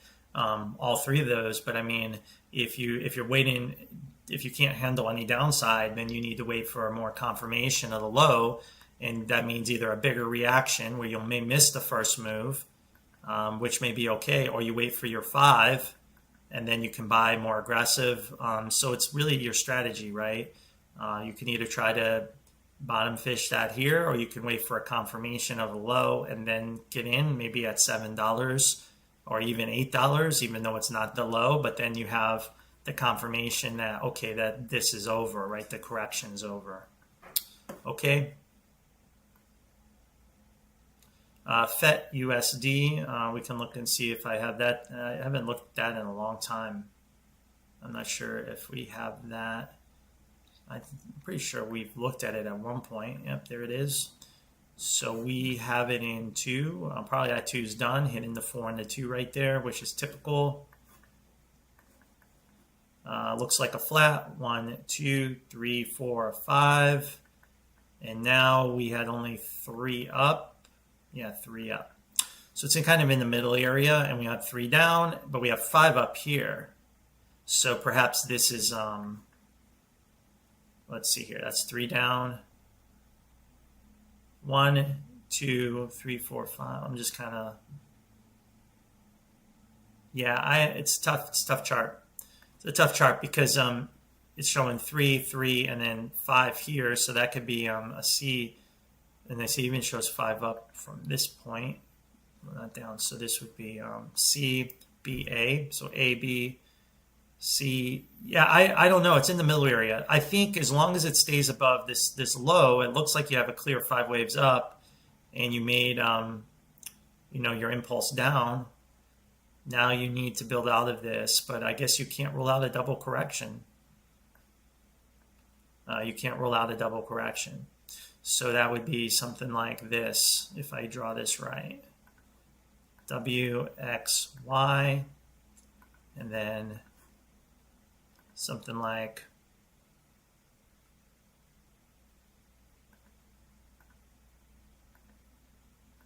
that.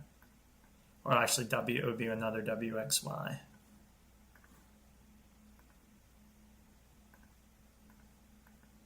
Right? And then you break this low, but you hold that. So you still can't rule that out, and this is some kind of ABC connector, and that would be one more swing down, breaking this low. So you're in the middle area.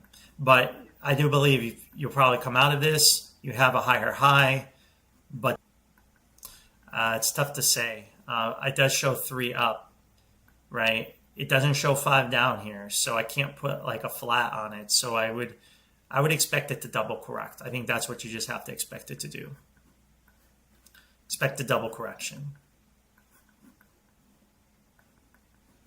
So then expect it, and if it doesn't, then that would be a nice surprise and somewhere down in this area.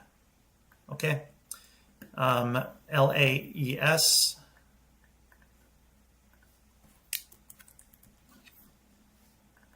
There's another one here.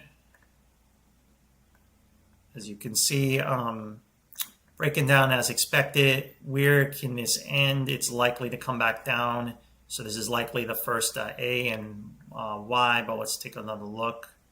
Well, actually, it looks like we've ended that. So this leg is over. So this 3-way move is over. So the question is, will it continue or is it finished? I think looking at it,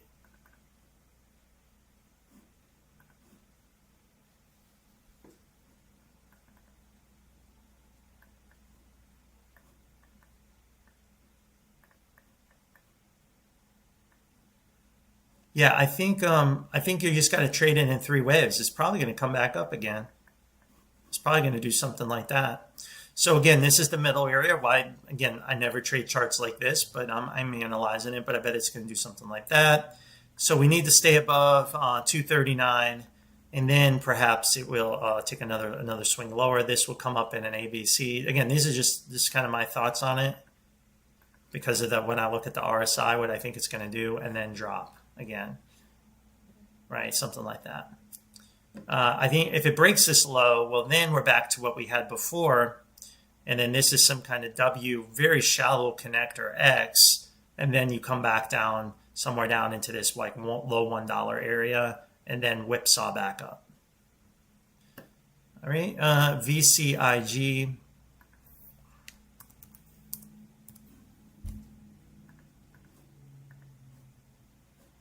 Looks like it's like a go to zero. Go to zero plays, we always just try to look at where the recent trend is from the last major swing and go that way. So that's your last. So we're looking for 5 waves down. So we'll just kind of trace that out. There's really no other way to chart these things. Let's look at the higher time frame. So you can see that's probably your 3. There's your 5. So you're probably in some kind of 5th wave.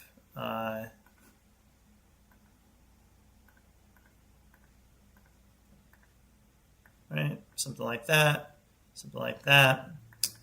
And then it looks like it's already bottomed in 5, reacted, right? It looks like it corrected that cycle, as you can see with that bounce, and now it broke the low again. So very dangerous chart because it could already be starting the next swing lower, right? This could become another 1, 2, and just keep going down, right? The other possibility is it's going to make a bigger connector because we didn't really react in time as long as you would have thought to correct that whole leg. So perhaps you'll get something like this. And this is where I'll be looking for the whipsaw, right? The whipsaw, let's take a look at that. It looks like you have 3 up, 1, 2, yeah, 5. It looks like, let's go to the 45-minute. Yeah, 3 down. It looked like 3 down. So there. So as long as you're above 72.82, you have this potential whipsaw in play. Okay. Right, and it'll just kind of build higher and higher, squeeze. If we break it, then I'd be looking for 5 waves down, right? So we'd have 1, 2, and then this would become 1, 2, right? And keep going, right? And this would be like 1, 2, 3, 4, 5, right? It would do something like that. So, don't know. I think that's how I'd look at it. So I think the key is to stay above these lows and, try to buy it and see if you get this pump. Pump could come back up to 4, but if it's a higher degree corrective bounce, which it could be because I saw the bullish divergence on this whole leg, it could come back up to $6. So I don't know. So I think it's just that's why I guess you lose a lot and make a lot on these kind of penny stocks. But I think you have to hold this. Now, if you don't, then it's 5 down, right? It's 5 down off of this peak. And it would look like to me you have some kind of 1, 2, and then 1, 2. Just take another look at this bigger view. You see, that looks like a big higher degree 3 and 4. Right? I mean, what it looks like to me is that's some kind of 3, 4, and this is some kind of 5. Just based on looking at the RSI, right? Just looking at the RSI.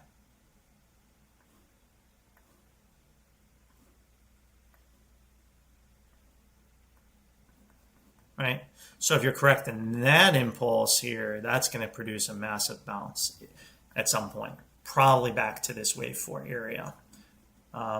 But everybody, that's what you all dream about, right? So I don't know. I think it could be it. Maybe it's ended. Let's look at the monthly time frame. Not enough data. Let's look at the weekly. Still not enough data. Daily. Okay, so here's the thing. Here's the daily. If we break this trend line, which you're just about to do, if you break that, you'll get that pump you're dreaming about. Or maybe you're not. Maybe you're trying to short it. I don't know. But if you're trying to short it here, I think it's very dangerous short here. Very dangerous short. I definitely wouldn't want to do that. I wouldn't take a short trade on that. Okay, that was VCIG. Another bunch of questions coming in on some stocks here. Serve Robotics. Yeah, I remember that one. What happened to our chart? Chart's gone on that. So looks like I was some kind of flat here off of this peak. Right, 1, 2, right, A, B, C, 1, 2, 3, 4, 5. And then we're pulling up here off of 5. So this one's pretty straightforward, right? And now we're in 2. So looking at it, may have a dip buy here. 1, 2, 3, a connector. Yeah, maybe a dip buy here. Dip buy opportunity. Not quite at the ideal entry. So my ideal entry would be 801. 801. So maybe it could still grind a little lower, but if it hit this box, may want to give it a try for a bigger push higher. Bigger push higher. We'll keep an eye on that. Yeah, we were trading it, and then then of course the April breakdown, we entered a flat, so we're like, all right, yeah, forget about that. Let's let it just melt down, and it did, and now it melted down, and it's probably over. If it breaks that flat, the April low, it's pretty much a go to zero. So I think it's something like that. Okay, good luck on Serve. NVEX, like I said, we needed to continue to push a little higher, but we really need bullish divergence to show the 5-wave nature of the move. Let's see what happened. So we did push higher in 5, and then we had a dramatic sell-off in 4. These can overlap. It's okay. We have bullish divergence. So yeah, I would just go with this chart. So this is the chart. So we should see a reversal, right? And then another dramatic sell-off, probably back down to this area. So that's what you would expect to see. Now, this was a crash correction. We want to see the RSIs holding these lows, and it is. So could it go lower? It can. You just We don't see, it's hard to see the structure. Maybe that's the 4. We'll see if it can hold. If that doesn't hold, then we'll go lower, right? It has to stay above 613. If it doesn't do that, then it has to be a corrective bounce. But I don't think it's corrective. I don't know. You could talk yourself into it being corrective. So I think you got to be careful. You could be careful because I didn't see a lot of divergence at this peak. So it could be corrective bounce, which would pretty much take this low out. Okay. And then open up for either a double correction, a WXY, taking these lows out and really ruining the whole setup on the chart. Basically, I go to 0. So I think if you're hoping, this is to me the line in the sands, like right here. So can it go lower? Sure. Can it overlap the 2? Yes, especially off of the wave 1 off the low. So I would be looking for something like this. Tilray was been pretty good to us. I think everyone's waiting for what Trump's going to do, of course, and I do think that is going to move the market. We finished the 5 waves up. Yeah, with that little bit of divergence. If we push higher, we're still in 5.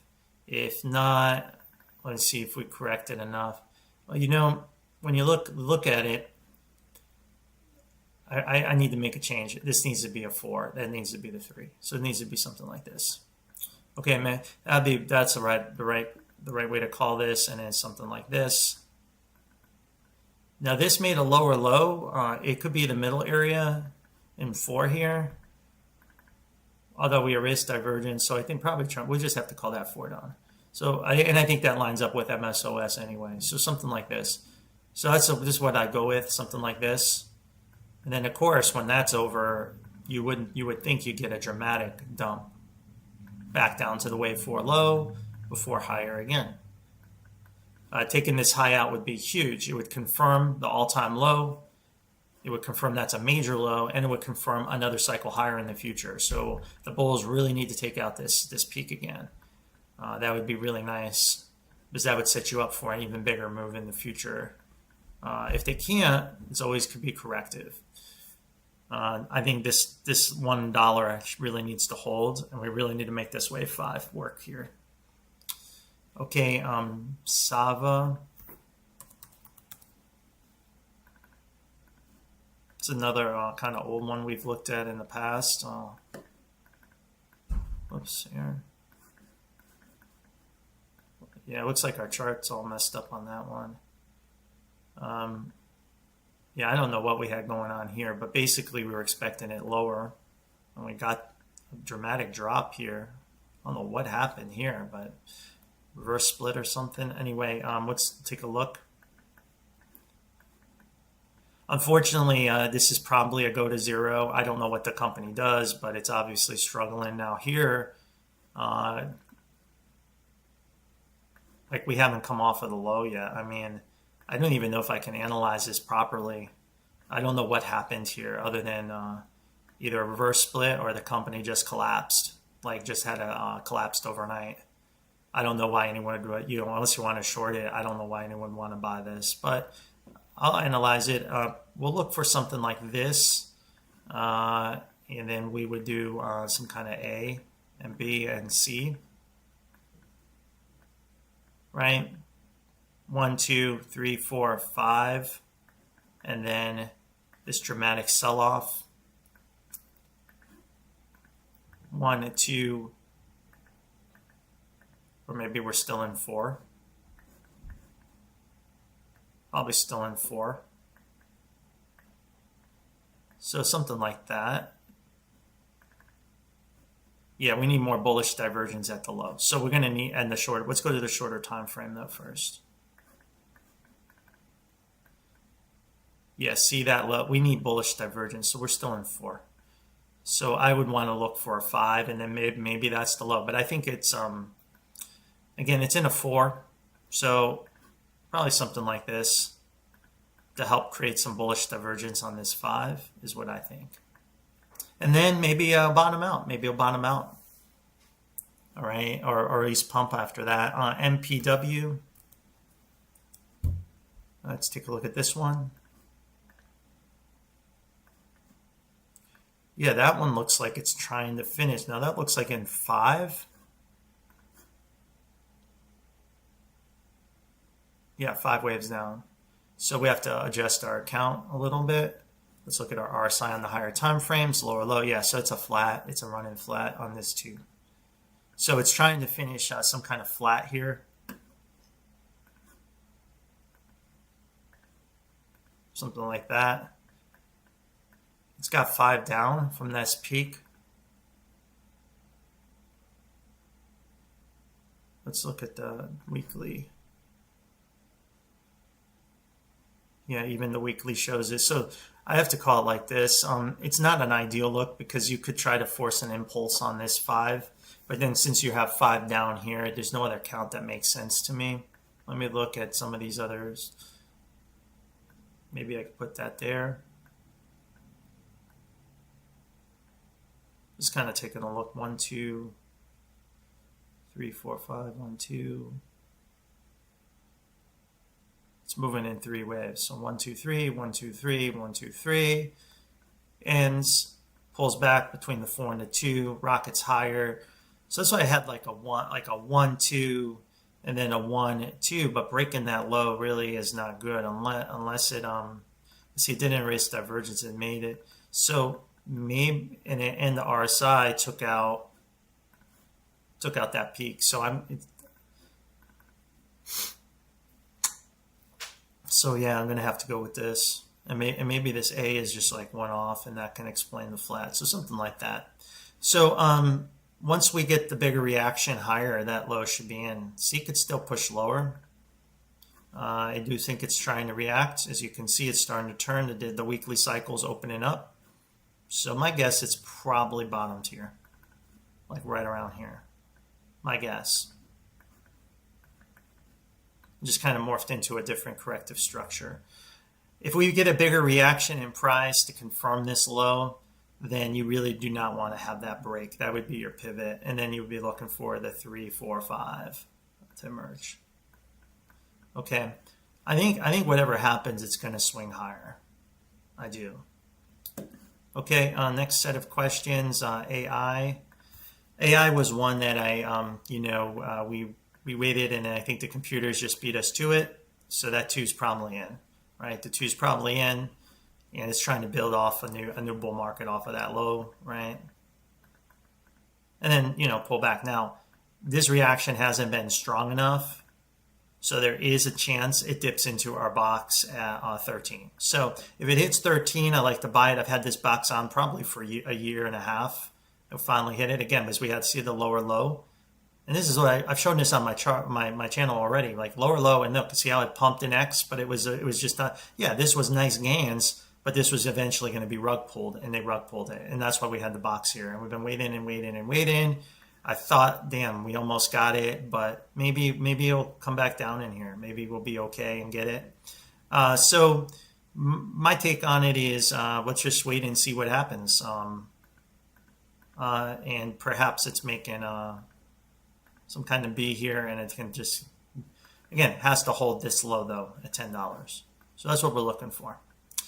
Lunar, that was one too that kind of had a great chart early pre-April, and then kind of got smoked on that after trying to trade that, right? Because we had the long here at $3 pump, and then finally we made the lower low, breaking that. We got a reaction here, and then once it failed, we dumped all of it. And then, of course, that was the right call. Then we made a lower low here, and that's why I'm not interested in buying it, because of this low right here. And so now it looks like it's 5 down from the peak. So it looks like it probably needs another leg lower. So this is a tough chart because, look, we only have 3. It's only corrective. So it can easily come back and break these lows, right? It can easily come back and do that. So if it does that, then we have, but right now I'm looking at something like that. The other path is it was this WX W, and we're in some kind of X, Y, and then this is some kind of A, B, C, like that, and we're in Y. So I don't want to trade this. I think it's going to go lower, and I think anything below 1375, it looks like it would head down here. I would go with this chart for now, and then see if you can get this capitulation in Y and not break the all-time low. So this gets you back to 444 again. And maybe we can try it again at 444, full round trip, right, on this chart. And then maybe we could try it again. So looking for something like this. For now, if we can come back and take this high out, well, then X is extended. So again, I won't trade the middle area because we made this lower low right there. It screwed up the whole thing on me. So good luck on that. And yeah, so I'm not interested in the chart, which is why I don't really talk about it too much anymore. Okay, PGY.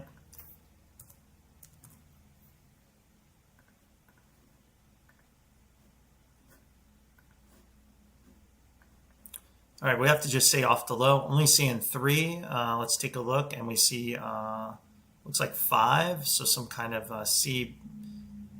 Yeah, weird. Let's take a look here. Again, very congested. The middle area. Never trade this, but I'll take a look at it.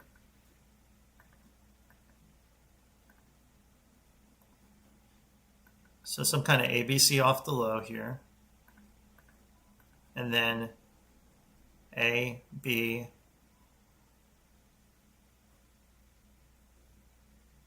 yeah, this is a mess in this area. 1, 2, 3, 4, 1, 2, 3, 4, 5. That's how to do it. We'll have to do it like that.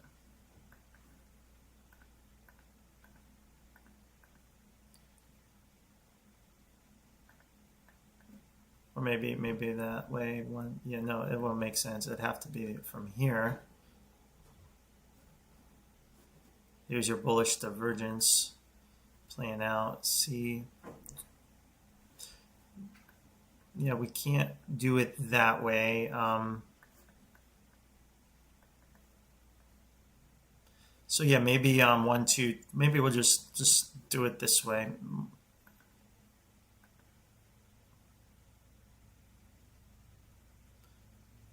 Wonder if we could do something like that. No, that won't work either. Yeah, I don't see this corrective structure is not obvious to me. It's it has a very unusual, like, too many ways to label this bottom. It looks like you have 3 up, and then from this low another 3 up. So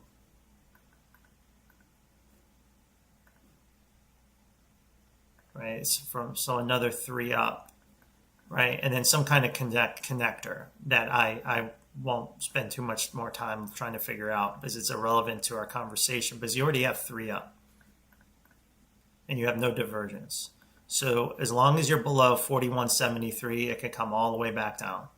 Now, if you could take this out, it, I think, changes things dramatically, because then it becomes an impulse off the low.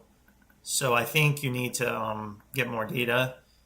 It could be a 1, 2, 3, 4, 5, and that's what you hope for. A pullback, right, and then it continues higher.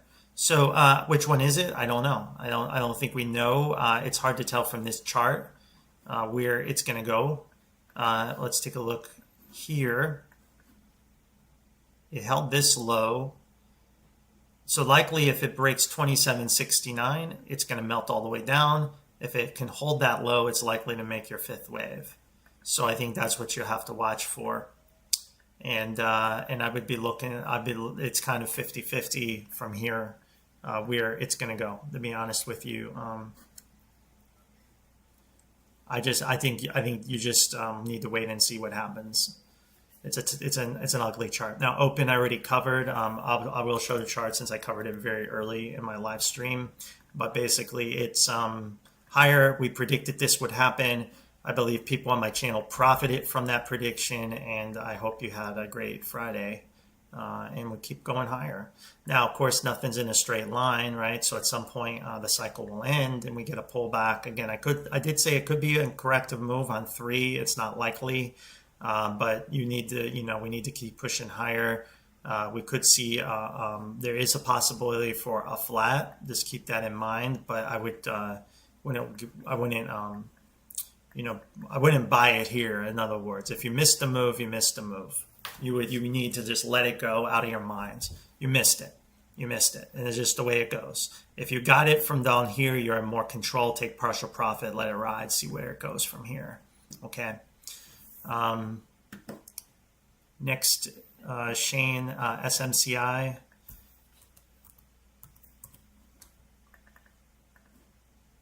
think NVIDIA is going to have a big say on where this probably goes.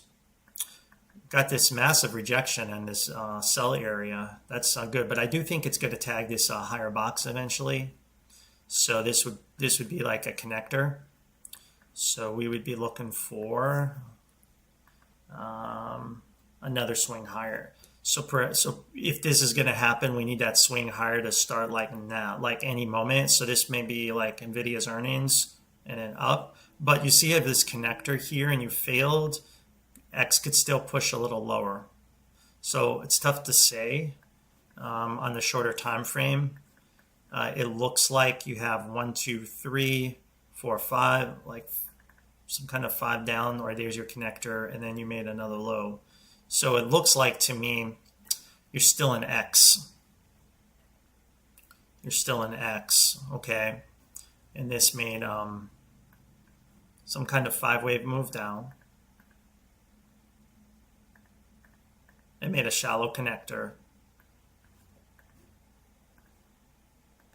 And now the question is, this seems too shallow. So I bet maybe something like this. Maybe something like that. A, B, C, and come back up to like 47 and then capitulate. We almost took out divergence, so it almost truncated there. 4 hour did. So it could have truncated. So this could be done, like CoreWeave, like it could be done. So maybe it's in. I would never want to short this right now. It's too late. That was, if you wanted to short it, that was the box to play around with that. But I wouldn't short it here, because I could call it finished. I could call it finished here on a truncation, but we haven't reacted strong enough yet to confirm it, but it's showing signs as if that's the low, and your next target would be like in the 80s up here in 90s. Okay, all right, something like that. And again, back on my elite members, when we started our channel, we picked that up here on the lower, like we just said, hey, buy it, and I mentioned, I said it's likely to see this level at some point. A lot of people got this money, but of course it's never a straight line to get there. It's never. Everyone wants it to be like that, like I show you, like that, and it never is. You have to hold, and then because I wish it would just go straight up like Neo did on Friday. It just doesn't. Markets don't typically do that, but I'll be looking for something like this. Okay, but understand, if you're playing in SMCI, you're playing the bigger picture. You're playing in a massive risk. Okay, I'm just telling you, you're playing with ticking time bomb. Because you have a beautiful 5 waves down. This is just a counter trend rally you're trading within. One day you're going to wake up, and I believe it will have a UNH moment, or worse. God help us. Hopefully not an Enron moment. So I do think you're playing around with like a ticking time bomb potentially. So I would only use money you could afford to go to zero. Honestly, go to zero. Like, that's what this chart is warning me. Just in case so just. My thinking is this is house's money type trades. Have fun with it, but if you wake up one day and you're down 50%, well, don't say I didn't warn you that could happen. That may happen at any moment in this area. Technically, could it happen here? I can't say it can't, right? If I put the 2 in here, and then I made this some kind of crazy, connector or bigger move, like I could do it probably. So just be careful. You're playing in dangerous waters. This is advanced trader area. You have to know what you're doing. But I think this is kind of what I'd be looking for. Okay. Novo.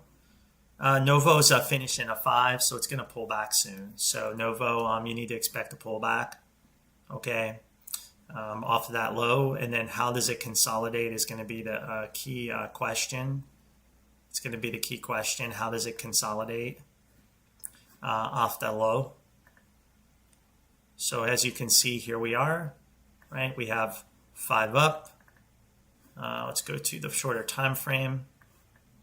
So we still have some divergence here. Now, if we take the divergence out, then we're hitting 66 rapidly. So there's a possibility we have 1, 2, 1, 2, and it will explode through this and hit 66, right? And then end the cycle here. Remember, it's likely to do that because it's coming out of a major correction, and it hasn't. It's still in the down channel, right? It's still in the downtrend, but technically, it will want to break out of that. So in the sooner the better. So I wouldn't be surprised to see it do that, get resistance, or break out and back test it. So the next 6 months, I don't know. I mean, I'm just guessing here. Like and again, my system does not predict time. I'm just telling you now. So the next 6 months, I mean, we probably maybe on this trajectory come up here, we consolidate, and then maybe in the 80s, ideally, 70, high 70s, 80s in the next by 6 months from now. That's my take. Okay, if it's the low, I mean, I think it's the low, right? The worst case scenario will be corrective. And then, which it can be. So I don't know. I think it's I'm seeing acceleration. FOMO setting in. People missed the move. They're mad. They're angry. And really, it's funny because investors gave up on this. Fundamental investors hated this stock. They gave up. They were like, "This is shit. The CEO shit. Everybody about is shit." And literally, when it's in our box, they drop news that they have the weight loss pill that's the best of all of them. And they're like, oh my God, as a fundamental investor, they had egg on there. They were like, how foolish were we to sell it? And so now they're panicking back in. It's so typical of the market. So Novo may have the best weight loss pill of all the, Viking, of Eli. And if it does, that they're going to win. That's going to be a massive opportunity, guys, if that thing can come out. And it's the best of all. And they're cheaper. So all the health insurance companies are going to want to convert people to Ozempic because it's cheaper than Lilly's formula. And I'm hearing they're doing that. So there's a fundamental case to be made of why this is going to break out. But the fundamental investor, I laugh because they completely abandoned. I mean, they totally got not the opposite of delusion. They were so bearish. It was like ridiculous. The bearishness was almost like unbelievable back down here. But we were waiting. This is another one, guys. We waited and waited and waited, and it hit our level, and so far so good. But again, we still got to break out of the downtrend to be absolutely certain. So we need to get in. I want to be in the 70s to know for sure, and with a 5-wave move. So we need more time. But so far so good on Novo. Yeah, a lot of parallels to the dot-com bubble in 1920. Yeah, there are. I mean, at some point that parabola is going to break and all hell's going to break loose in the market. 1920, it is coming. But will it be an inflationary collapse or a deflationary collapse? Hyperinflationary debt, sovereign debt crisis, equity market collapse, or is it going to be the traditional everything just deflates and growth completely stops? All right, let me see here. I'll try to find this. Cali. I don't know if I can find it. I'll look.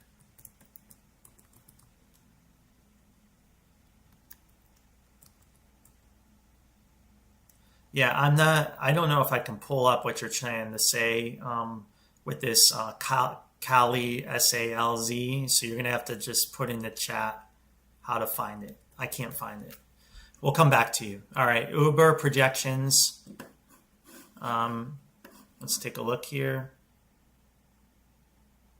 Well, Uber we called the major top end, right? But we always know it can extend. So I don't like to short those tops until you get a lower low sequence. Okay. So you need more data, but the warning sign's there. Maybe, like I said, maybe the robo-taxis are going to do them in. We don't know. I don't know. Who knows? But it's trying to break the top here on 5. So we have a 5 of 5, okay? A lot of bearish divergence on the 4-hour, on the daily, on the weekly. You get it. So, okay, so what happens if it takes the high out? Well, then 5's just going to extend one more high, right? And you probably, and I think I may have mentioned this, it may do something like that. 1, 2, 3, 4, 5. So this may be the end. And then where do we go? We go all the way back down to 60 in a 3-wave move. So I think you got to be prepared for that if you're an Uber. So you're asking the Uber projection. I mean, if someone put a gun to my head, I would say lower. Right? Look at all those bearish divergences. So now what I say about lower, I would never endorse. Look at all that divergence. I mean, I don't endorse top ticking or bottom ticking unless there's a clear setup. There's no clear setup. This is a 5-wave move. So the trend's higher. So when it pulls back, it's going to make another move higher. But we've seen it time and time again on our channel, divergence erased and an explosion higher. There is always a chance of that. So I can't tell you there's no chance of that. But I think we're going to go lower.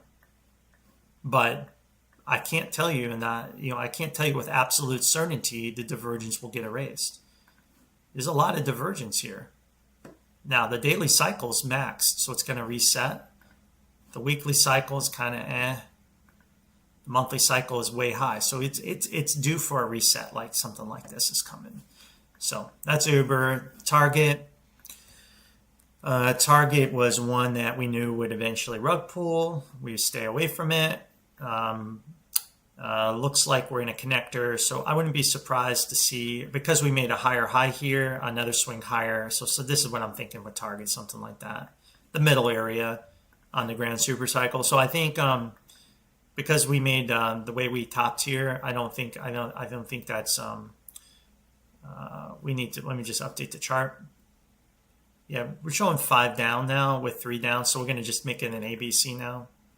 You can make that an ABC, but you get the idea. It's the same thing. So I do think it's going to swing higher. Okay, it's going to swing higher for late shorts. And then I think another little calamity hits.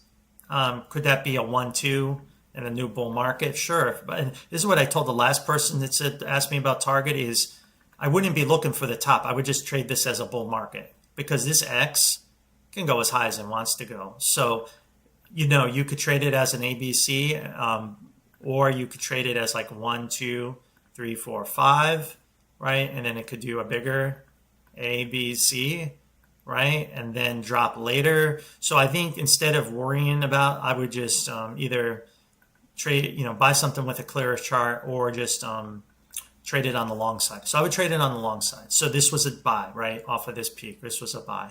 And I think that's where it's probably going. So we'll just kind of go in 3 waves and see what happens. So as long as it's above 94.24, that should be good.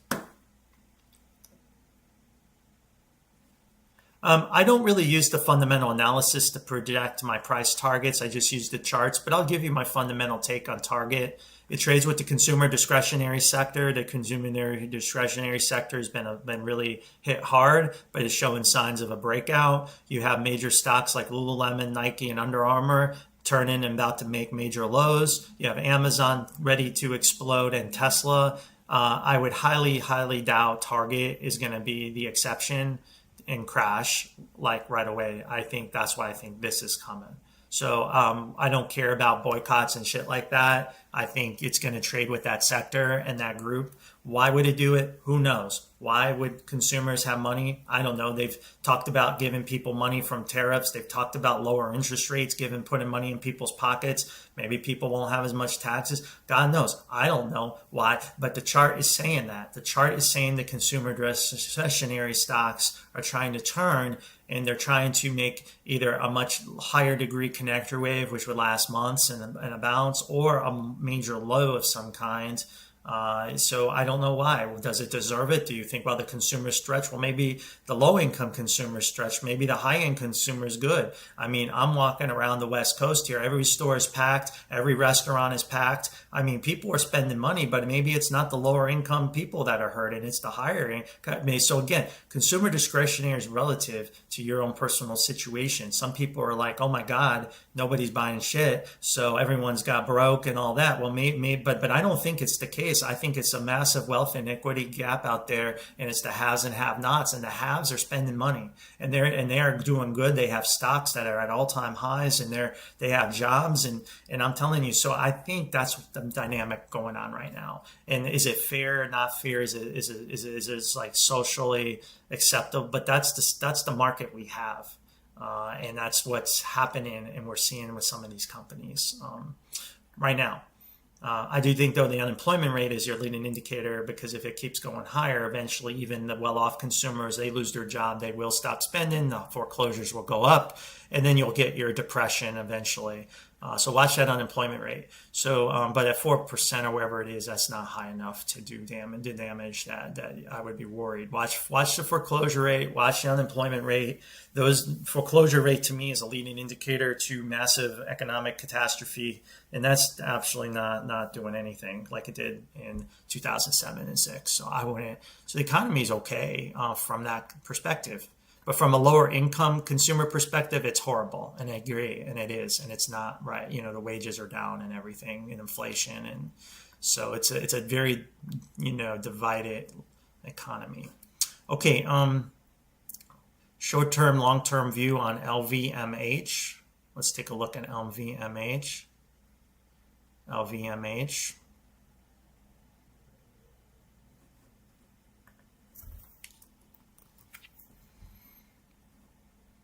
LVMH, the ticker is, okay, is MOH on GetX. This one, okay.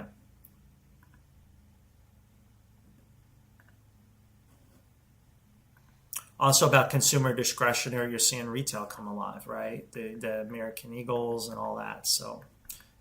All right, so anyway, here we are. Obviously correcting the grand super cycle. Here's your peak in 3. There's your 5. There's your big sell-off. Let's see if where we are with this thing. Okay. I mean, we can assume that's real or not. Let's just assume that's real. And then you have a big 3-wave move, but that's your connector. What we can look. You see, there's no connector. It's like it's still in the same channel. Let's look at the weekly cycle and see if we can find the connector. Yeah, right there. So right there's your connector. Okay, so it's moving in so you have an ABC down with a connector there, right? A, B, C, a connector, and now you have that move. And what I'm missing is it looks like it's missing a swing. Well, maybe it's a triple. Look at that. It hit the box. It hit the 4. It's find and bid at 448. So that's good. So let's take a look at our structure one more time and just make sure we're not overlooking something.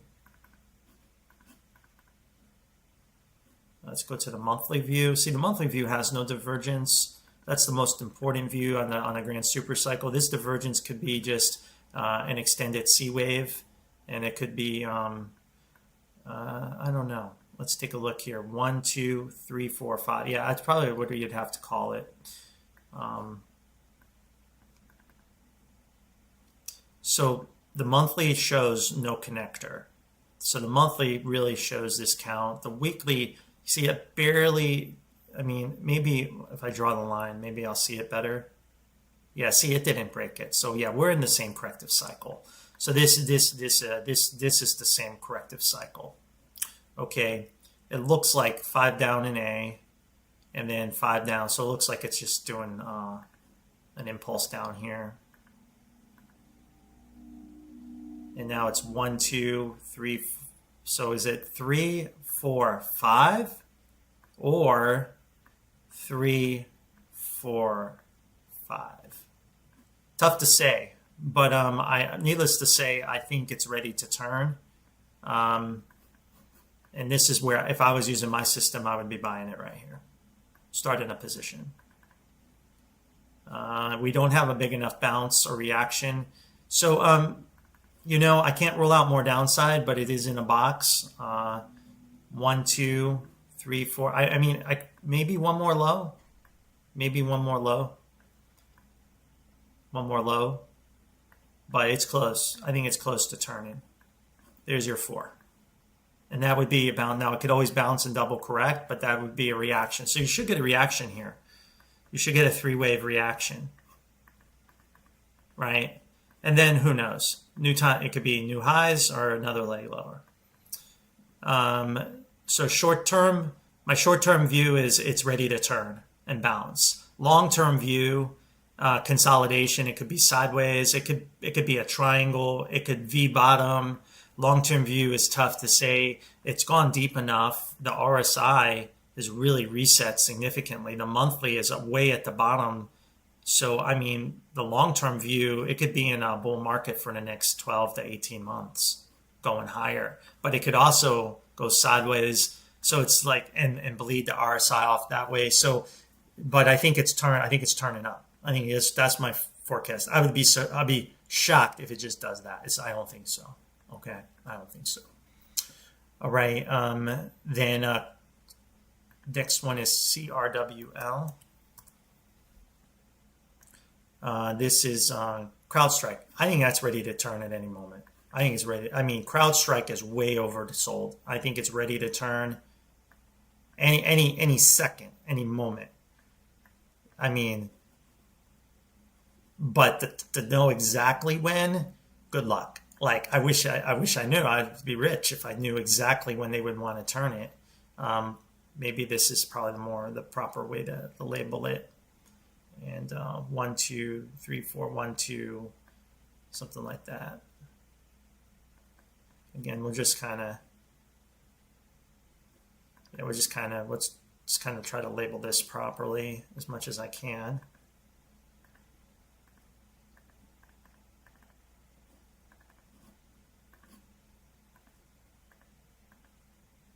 One, two, 3, 4, 5. So yeah, something like that. Maybe one more low. Maybe. Let's see if it's like a wedge looking thing or not. Let's take a look. I don't know. It doesn't seem. But yeah, CrowdStrike. It's any second. Any second. I think it's gonna bounce.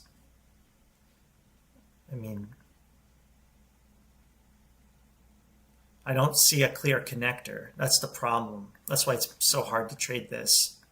Maybe the connector is right here, right there.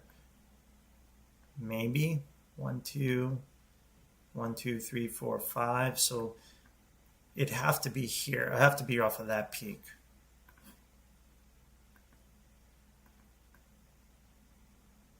It's in the box. So yeah, any moment.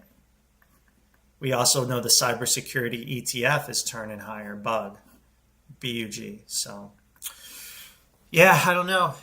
Just they're going to drop some news, or there'll be some cyber attack somewhere, and everyone's going to freak out and buy it again. All right, BitX hit a box on, and that was a clue for that reaction, and we'll see if it can hold up. So bulls love this because this implies Bitcoin made a bottom and it's going to go to new all-time highs. Now, we could still be on X. Potentially, we can go a little deeper in the box because we have kind of a 3-way move. We don't really have that yet, but we are correct in this leg. So the box this is the box. I'll take another look at the box just to make sure. Maybe it could go like a little bit deep, like 53rd. So like. It could take another swing down. I'll just say this. It could take another swing down lower into the box, but this area is likely to produce a reaction higher, more substantial than that. Even if it were to go lower, I would be surprised to see it melt down. I guess technically, could we still be in X? I mean, maybe, but I think this is incomplete. Did we take this high out? I think we even took the high out. Yeah, we took the high out. So more than likely it's going to come out of this mess. So that's the box. Okay. Looking for Y, looking for this big box up here eventually. Hive, what's your price target? I'll take a look at Hive real quick. Again, price targets and timing, I'm not able to do really well in my system, but I'll give you my take based on my opinion and like my look at it. So Hive on the daily cycle. Again, everyone was so panicked. I'm like, just be okay with it, and that's what happened. It came out, you know, just a correction right between the 4 and the 2, like we would have expected. We looks like we took the high out. Now I would maybe get another pullback. We are erasing divergence though. Maybe we won't get that pullback. You know, who knows? Like I'm not counting on it, but I am showing a more conservative view. So the daily cycle, as you can see, is the stochastic is up. So you would expect it to eventually reset down, right? Like if you look here, right, it created some bearish divergence and pulled down. That's what I'm kind of showing here. So I believe the cycle should end and pull back soon. The daily cycle should pull back. And it could happen at any moment because if I look at this chart, 1, 2, 3, 4, 5. And that would pull us back down to 221, right? And that would make us give us that inverse head and shoulders, beautiful pattern, so elegant. And then everyone can go along and get the easy money, and everyone who waited here will be mad because we just came in at the end and pick it up, and that's how it is. But if you've waited all the way from down here, I would just keep waiting. Where can it be by the end of the year? We need, obviously, when this impulse ends, is going to be a major correction. It looks like by the end of the year, we should be down 3 in this 4 and 5 consolidation. So conservatively, we'd be in 3. Hold on, guys, 1 second. I don't know who's trying to call me here.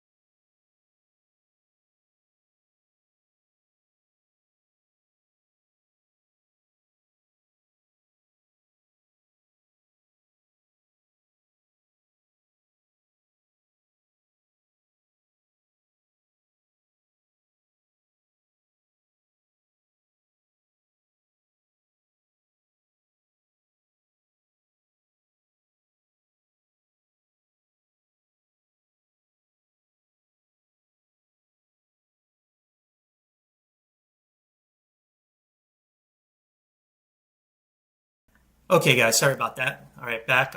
So Hive, as you can see here, we're going to have an inverse head and shoulders, and that's a likely path. And then you have this third wave, and that's probably what I would be looking for the end of the year, something like 350, 360. But as you know, when you get to the third waves in these small stocks, they can go very vertical. So it can go much higher. We could see 5, 7, as high as $9. I don't know. I just don't know. Unfortunately, that's why, I just don't know. I just think you just have to trade what you have in front of you. But that's what I'm looking for. If we explode up and go vertical, great. But this is kind of what I'm thinking on Hive. Okay. All right. So let's see. Next question. MLGO. Again, these are stocks I don't typically trade, but I do my best. So looks like, again, this bounce is pretty significant. We need to look at where we are. And it made a lower low, so we need to look at it So that was all you got. Let's look at the correction. So you're still in the Y legs. You're still in this leg. So it's extending lower. So it could be in a couple situations. This is what I think it is in. Okay. I think it's going to do the whipsaw. I think it's going to do something like this.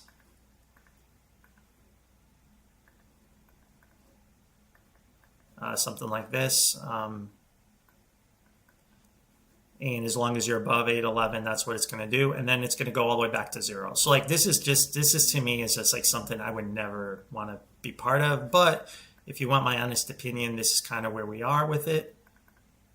Actually, recent divergence. So yeah, I think it's going to whipsaw. And then at some point, C will end. And it will have a catastrophe and go lower again. But something like this, I would expect it to push higher. I would expect it to come off of this. Now, if it breaks this low, then the Y is extended. And then it's pretty much like game over. Like game over. Because you'll have a whole nother leg lower. It would have to take a whole nother leg lower. And it would take months of downside. But for right now, I think it's going to whipsaw. That's my guess. As long as it can hold that low. Okay, and because it broke the low, like I still think the latest projection is going to hold. It's just doing it in an irregular way, which we see this a lot in the market now. BNGO. All right, let's see here.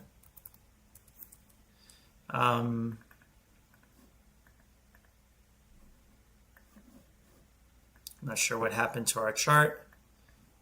We can kind of 3, 4, 5, 3, 4, and then we need one more 5. It looks like, but are we still in 4? So this wave 2 took quite a while. Let's see, it took about 2 months. Yeah, this has been consolidating too long. We haven't broke that low yet. So I don't think that's 4. I wonder if we're in 5. You see how we pushed up and the whole cycle. So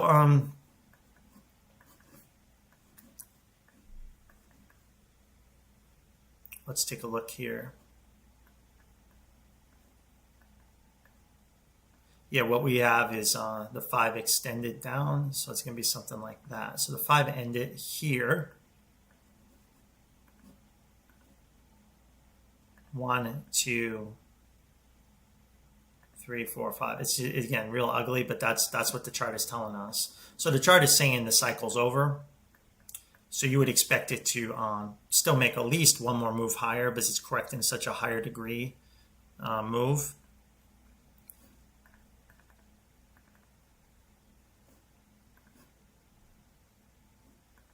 Yeah, again, I don't trade these stocks. There's no setup in my system. My guess is it's gonna. My guess is it's gonna do something like 1. And continue higher, or at least in 3 waves. This looks like, it almost looks like 5 down, but you see erase divergence, so it's probably still corrective off this low. So I think that's the look for it right now. So your question is, what's the outlook on reversal? So I think it is reversing. It is reversing. This weekly cycle is likely, the RSI is likely to come back up to here at some point. It's already opening up on the stochastic. Look, you had bullish. Their monthly cycle also may turn. I would look at the weekly. So more than likely, the weekly cycle is about to turn higher, and that's the reversal you're seeing here. So yeah, higher. That's the forecast, higher. Okay. And then when the weekly cycle's overbought on the RSI, it'd probably be it. Let's look at a couple other coins here. Debt USDT. Let's see here.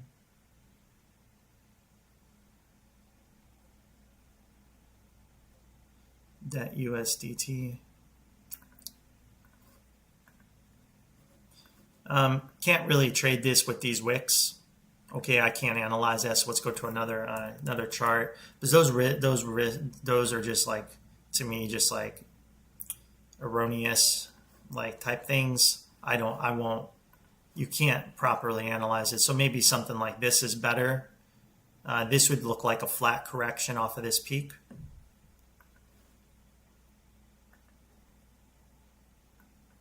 I mean, you really can't analyze this chart. I hate to tell you, unfortunately, it's not analyzable based on the lack of information, but I'll see if I can find another exchange. Yeah, just can't do it. That's why I stay away from these things. But that's probably our best exchange. The question is these RICs real or not? If they're real, great. If they're not real, then it's completely the middle area. I mean, I wouldn't. It looks like 3 and 3 and 3. So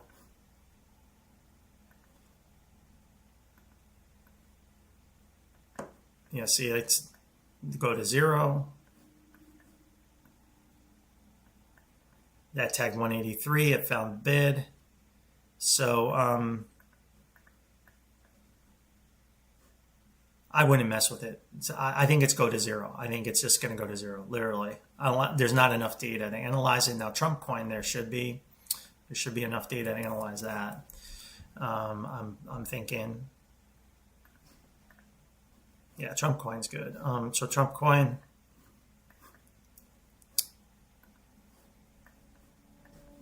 So Trump coin here, we have a 1-2, 1-2.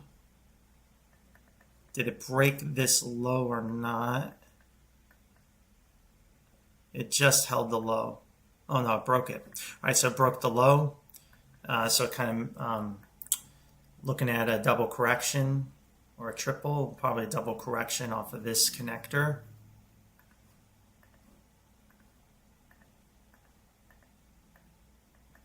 ABC, and then WXY.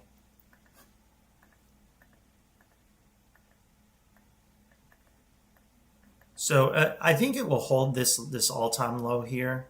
It may not though at 7, but it's got to make another push lower in 3 soon. So it's going to be tough to buy if we don't find the exact turning point. Maybe 743. It'll be very close to a double bottom situation.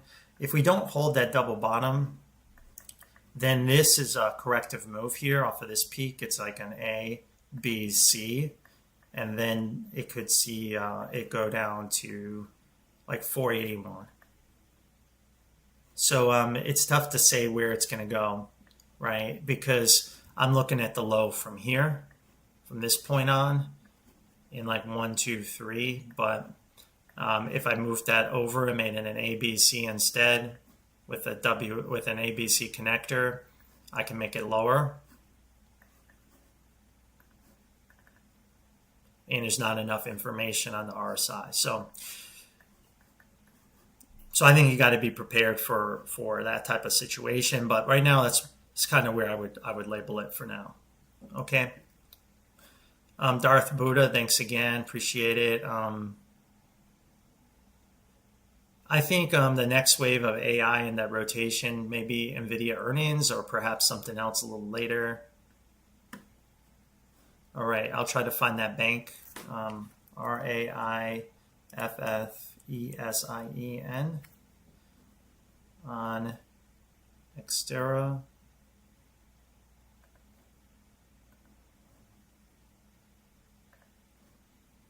All right, so we have it finishing up a cycle soon, unless it's a race and divergence. So let's take a look at where we are.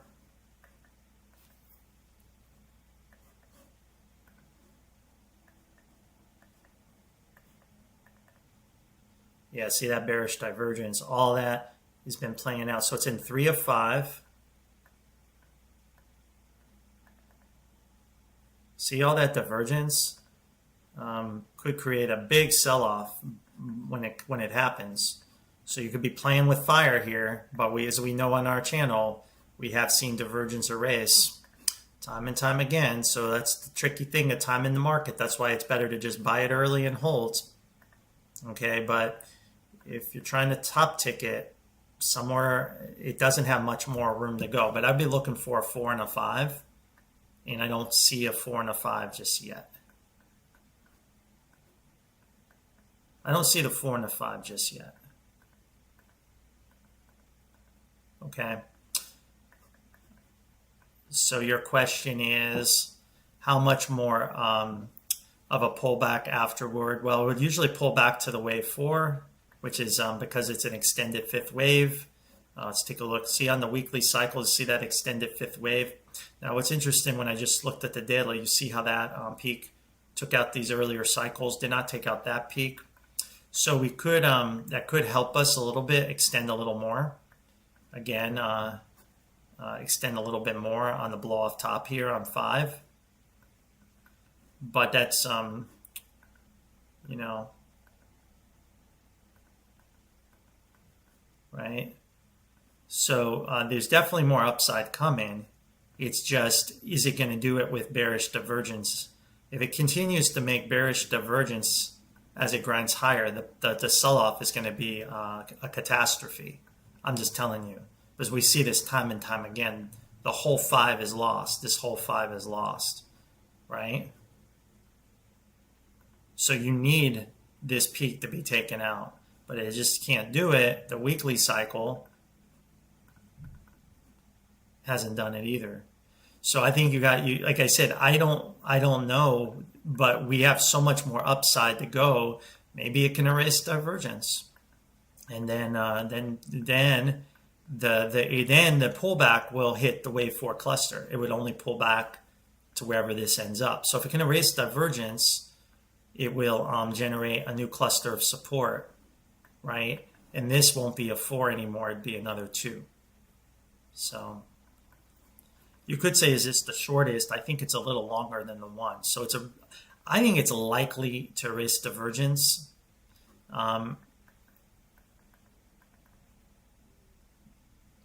Yeah, it's just everybody's trapped here. All the buyers are trapped here. So once it starts to sell off, they're all panic. So I don't know. This is a tough chart to assume what's going to happen. I would just let the upside continue to play out and just continue to reassess the chart as it progresses.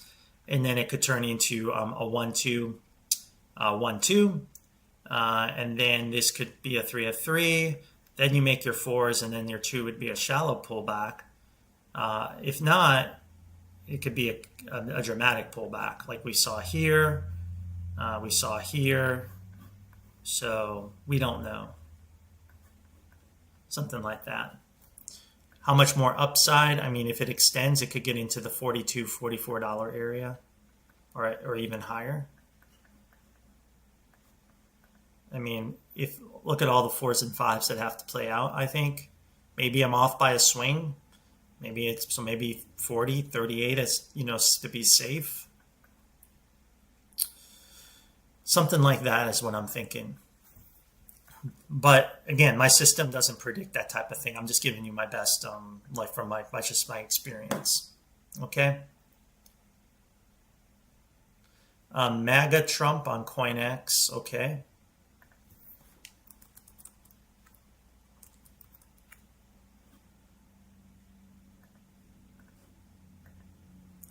Again, if there's not a lot of data, can't really analyze it properly, but I'll try.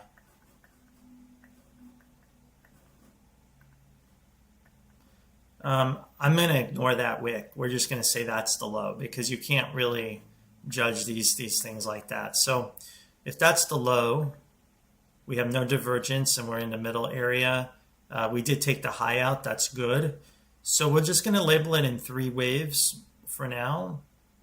We're in the middle area. It's likely to have another extension higher, but right now you could still see it in X. There's no way to know for sure how the X wave will develop. We do have 3 down. It looks like 5 up here. So maybe we'll just be more bullish. We'll call it an X there. And then we'll call that 5 and a 1, 2. And we'll continue to push higher. or we call it an ABC. I think that'd be the proper way to label it, right?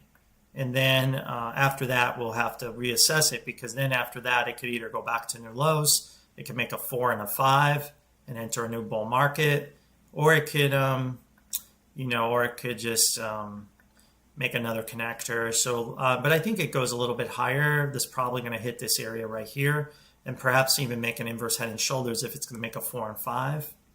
So something like that. QNT, quants.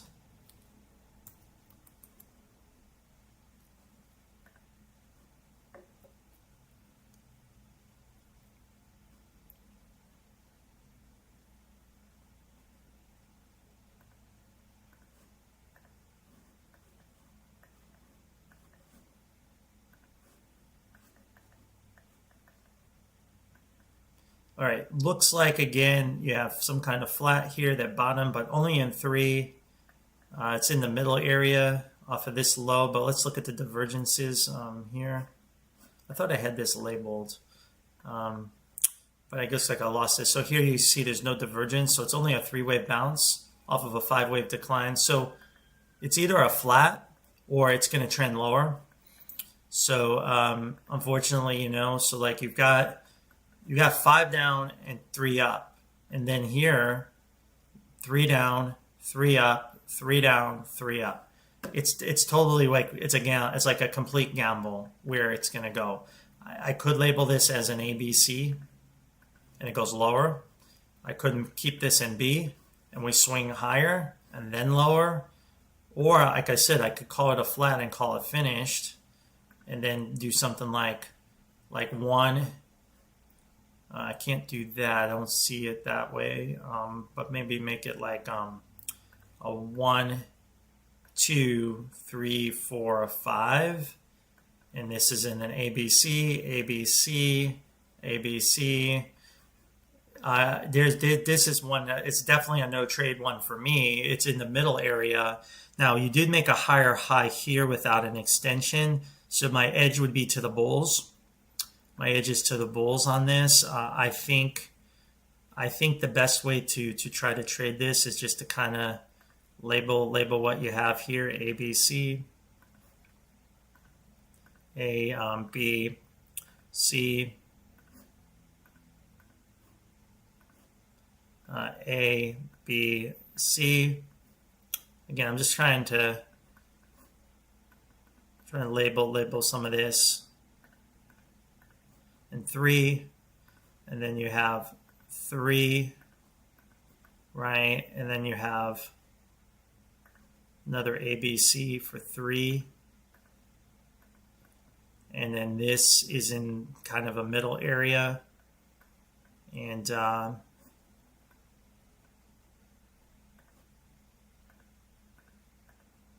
something like that is possible. The other possible path is it's still in B.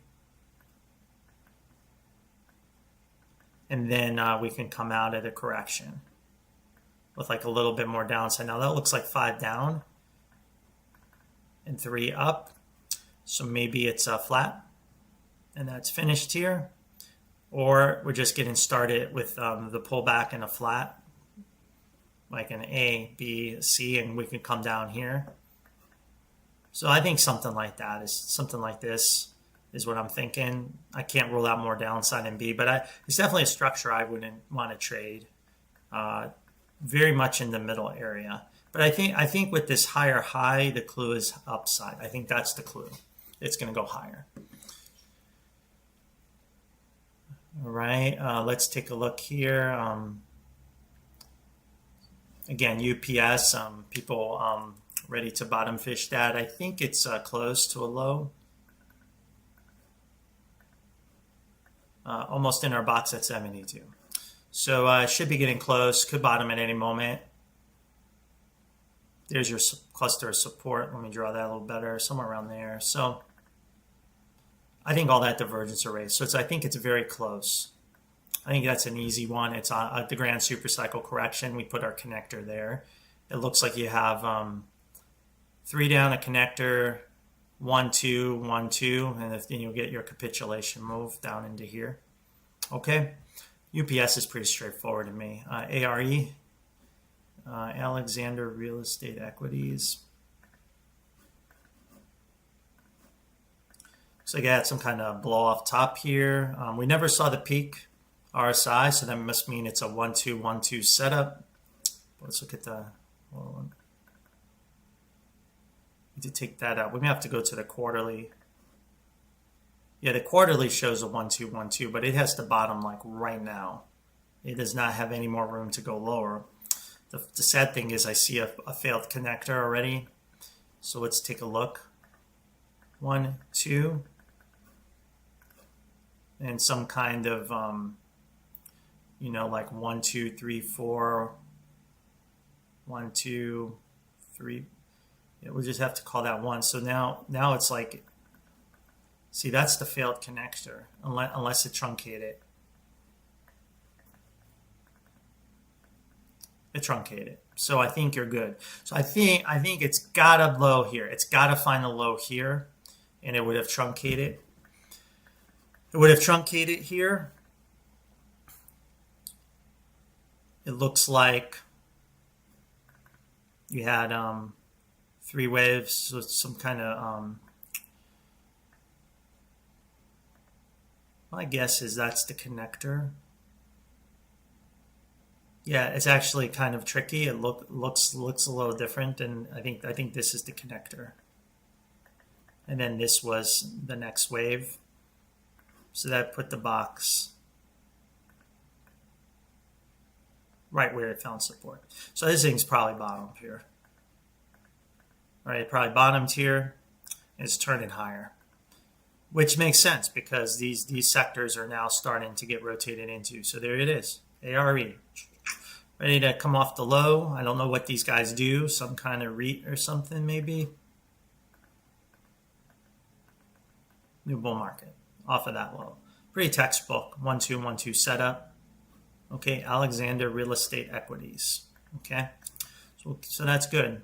CoreWeave, it's one that I think we have to back into the low on that and kind of just anticipate it based on my experience, this box being the low, and it looks like that's the case, but way too early to tell. So double correction and a very irregular connector, and I kind of guessed it would be somewhere in the 80s, and we got that, and we're starting to react and turn. So as long as we're above 84.99, I'm hoping to see the next leg higher. We did see 5 up, so it's likely to make another swing higher in the future. I was looking at the higher time frames. I don't like that little divergence on the daily. Now, the weekly obviously is no divergence, but there's still a little bit of divergence. So you can't rule out like another push lower on Y, but if it reacts anymore, you call the low in here.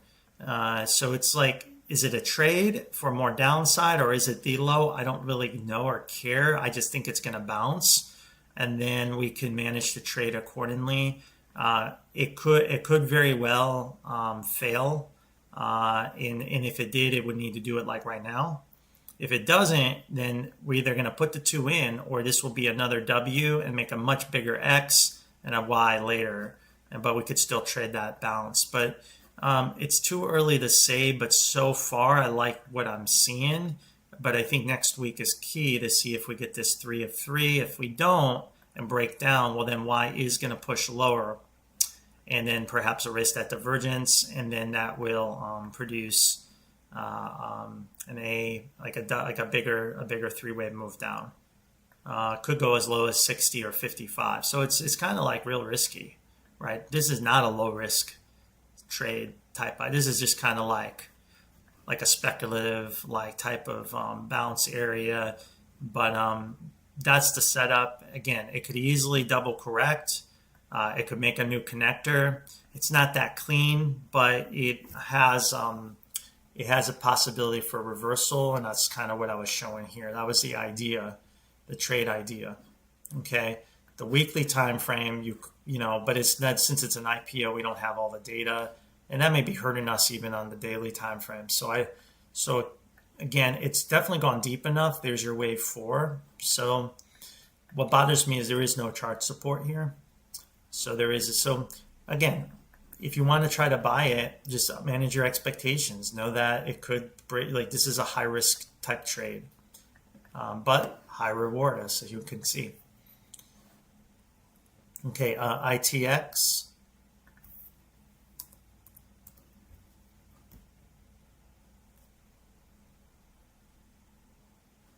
I don't see, I'm going to just assume this is the exchange you want.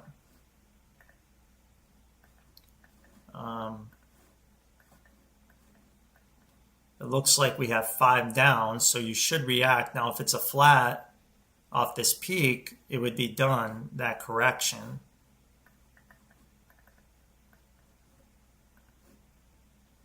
So all the peaks are early. It looks like that's obviously, so it looks like some kind of 1-2-1-2 setup. Some kind of 1-2-1-2 setup here. 1-2, or I'm going to take that back. It looks like maybe a 3-4 off of this leg, right? And then another low, like another pullback, and then continuation higher. So something like that.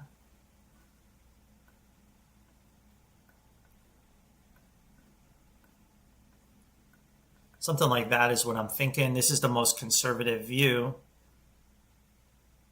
It's definitely gone deep enough for the 4. It could be a flat. So if it's not a flat, I'll give a target. If it's a flat, it's already finished. It's correction, ready to go higher. If it's not a flat, we'll be looking for 36.08.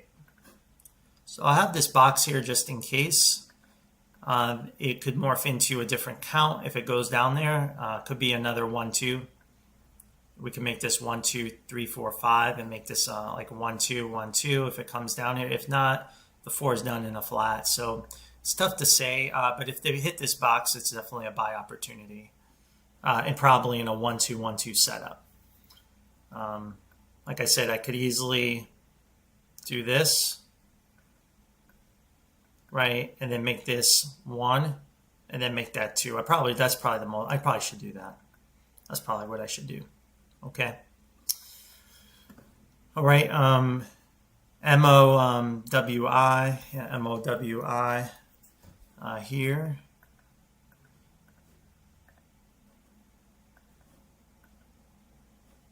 It's in a dangerous area where it could break down, but it may not, right? But this is the area of risk. I had this on this chart. I mean, if you want to short it, I mean, that's a high risk thing. I would never do that, but this is the area I could make another leg lower. So, but this, I would definitely be on the sidelines. Either this breaks or we start to see a strong reversal, then you know this is in play. Okay. I think I forgot one, MIGI. I think I forgot one. I think that's when my phone swung, phone here, my phone rang.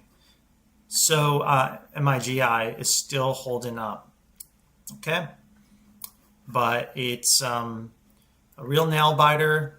It needs to hold these lows. If it can't, it will double correct lower, and there's really nothing we can do about it. So the bulls have to step up. If they can't, this could break down. But so far, it's holding the structure, okay?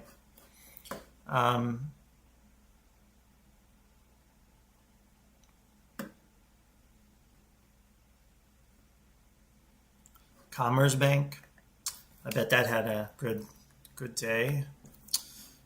Commerce Bank here.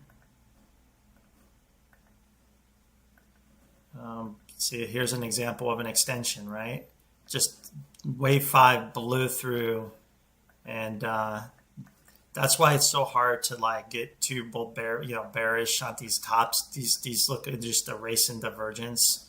So just the market can do that, guys. Like, you got a little bit of selling here, but the market just exploded through it. So this market is very bullish. Like, if you're bearish and super bear mode, we're in a blow off top phase in the market, and we're seeing all the surprises has been higher, not lower. There's been no surprise crash yet. There's been no Lehman moment in the market where a company just collapses overnight. We have not seen that yet. Now, when we start seeing that, then of course we can pay more attention, but we're not seeing that. This is a good example of why we don't want to top tick the markets because it just exploded higher in a 3 of 3. The banks are getting money rotating into them, and we're seeing it in the regionals, and that may just be getting started. Again, whether you think it deserves it or not, that's what the market is rotating into. All right, so again, we'll just kind of keep tracing the waves. I don't even see the subdivisions in 3 yet.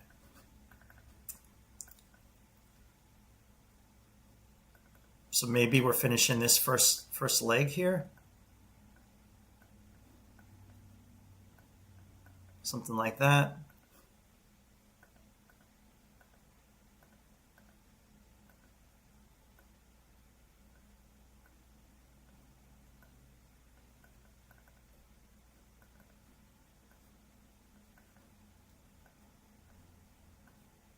Something like that.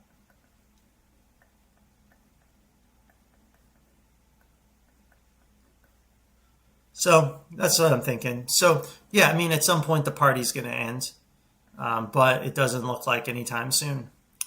So that's kind of where we have it now, just extending in 3.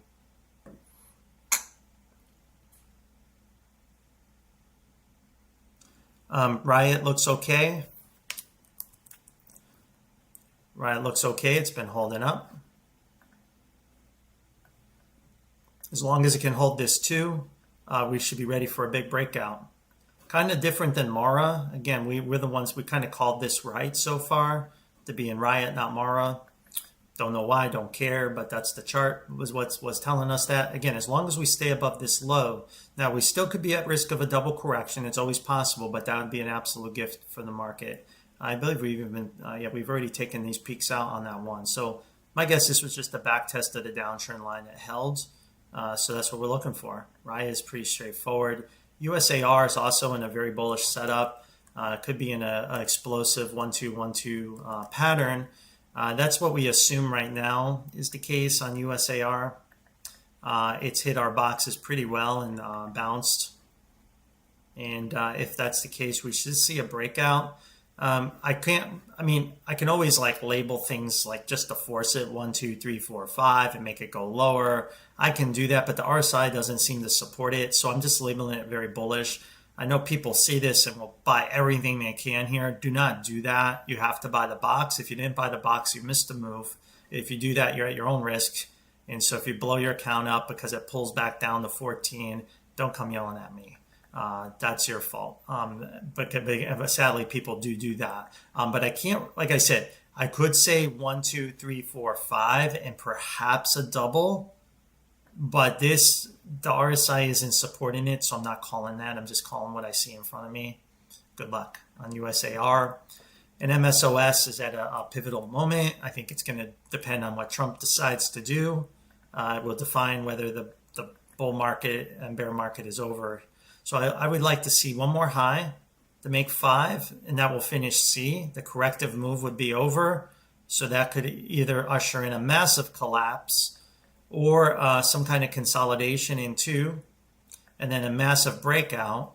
The other option is it's another 1, 2, 1, 2, and Trump gives a happy talk, and bam, it's gone. So I don't know how, it's too late to try. If you're trying to trade it here, you're just speculating. The time to buy it was when we covered it down here. Almost all our elite members bought it at $2.20, saw the breakout, the end of the cycle.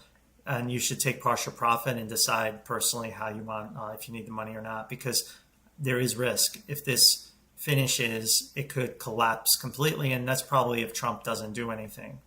And if he does do legalize or whatever, it's gone. So I don't know.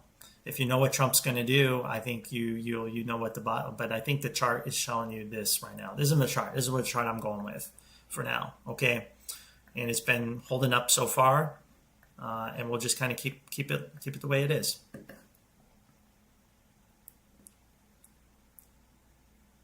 Thanks, guys, for the goods. Yeah, KRE had a crazy day, and of course, I made a shitload of money on KRE. And again, everyone wants to buy the Teslas and stuff, but you got to rotate around. That's why if you follow me on the Elite membership, we track everything, so we don't miss those obscure sectors. we get long, and we were long to carry going into that.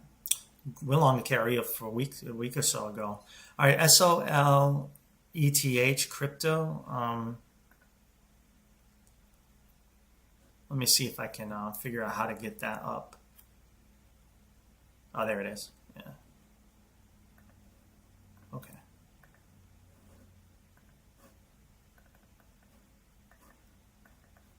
Looks like, I mean, if you look at it, it looks like 3 waves up.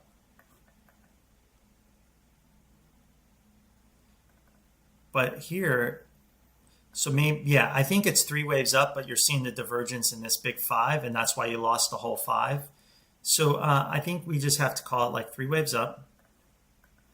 Of course, this was in C, this was a massive extended 5th wave. You lost the whole 5. So now you need to do 3 waves down, right? And the buy is right here.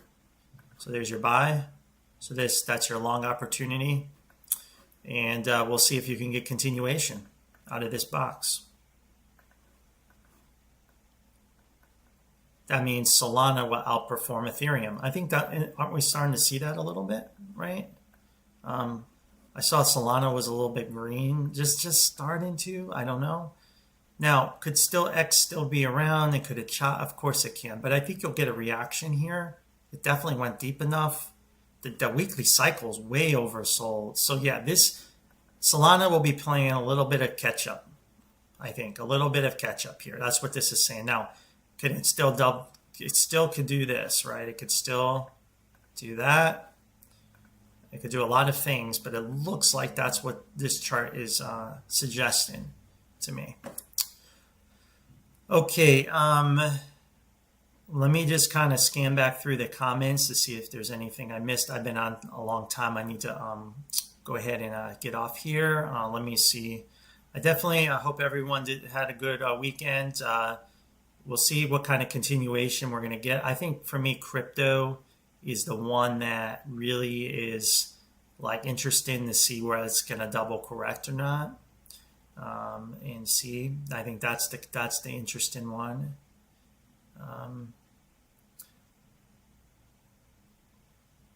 Yeah, this that one I couldn't answer for somebody here. I'm trying to find out where it was.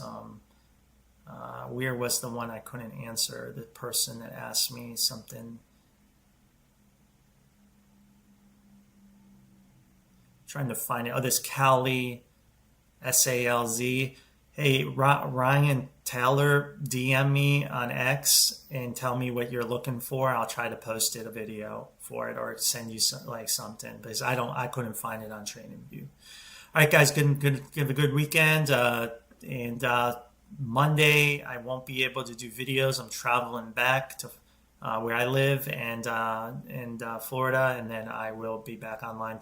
I'll be online, but I'll be back on making videos Tuesday, normal schedule. Hopefully Monday's nothing crazy. I think it's all about NVIDIA earnings. I think that's the big market movement event going into the week. All right, guys, that's all I've got.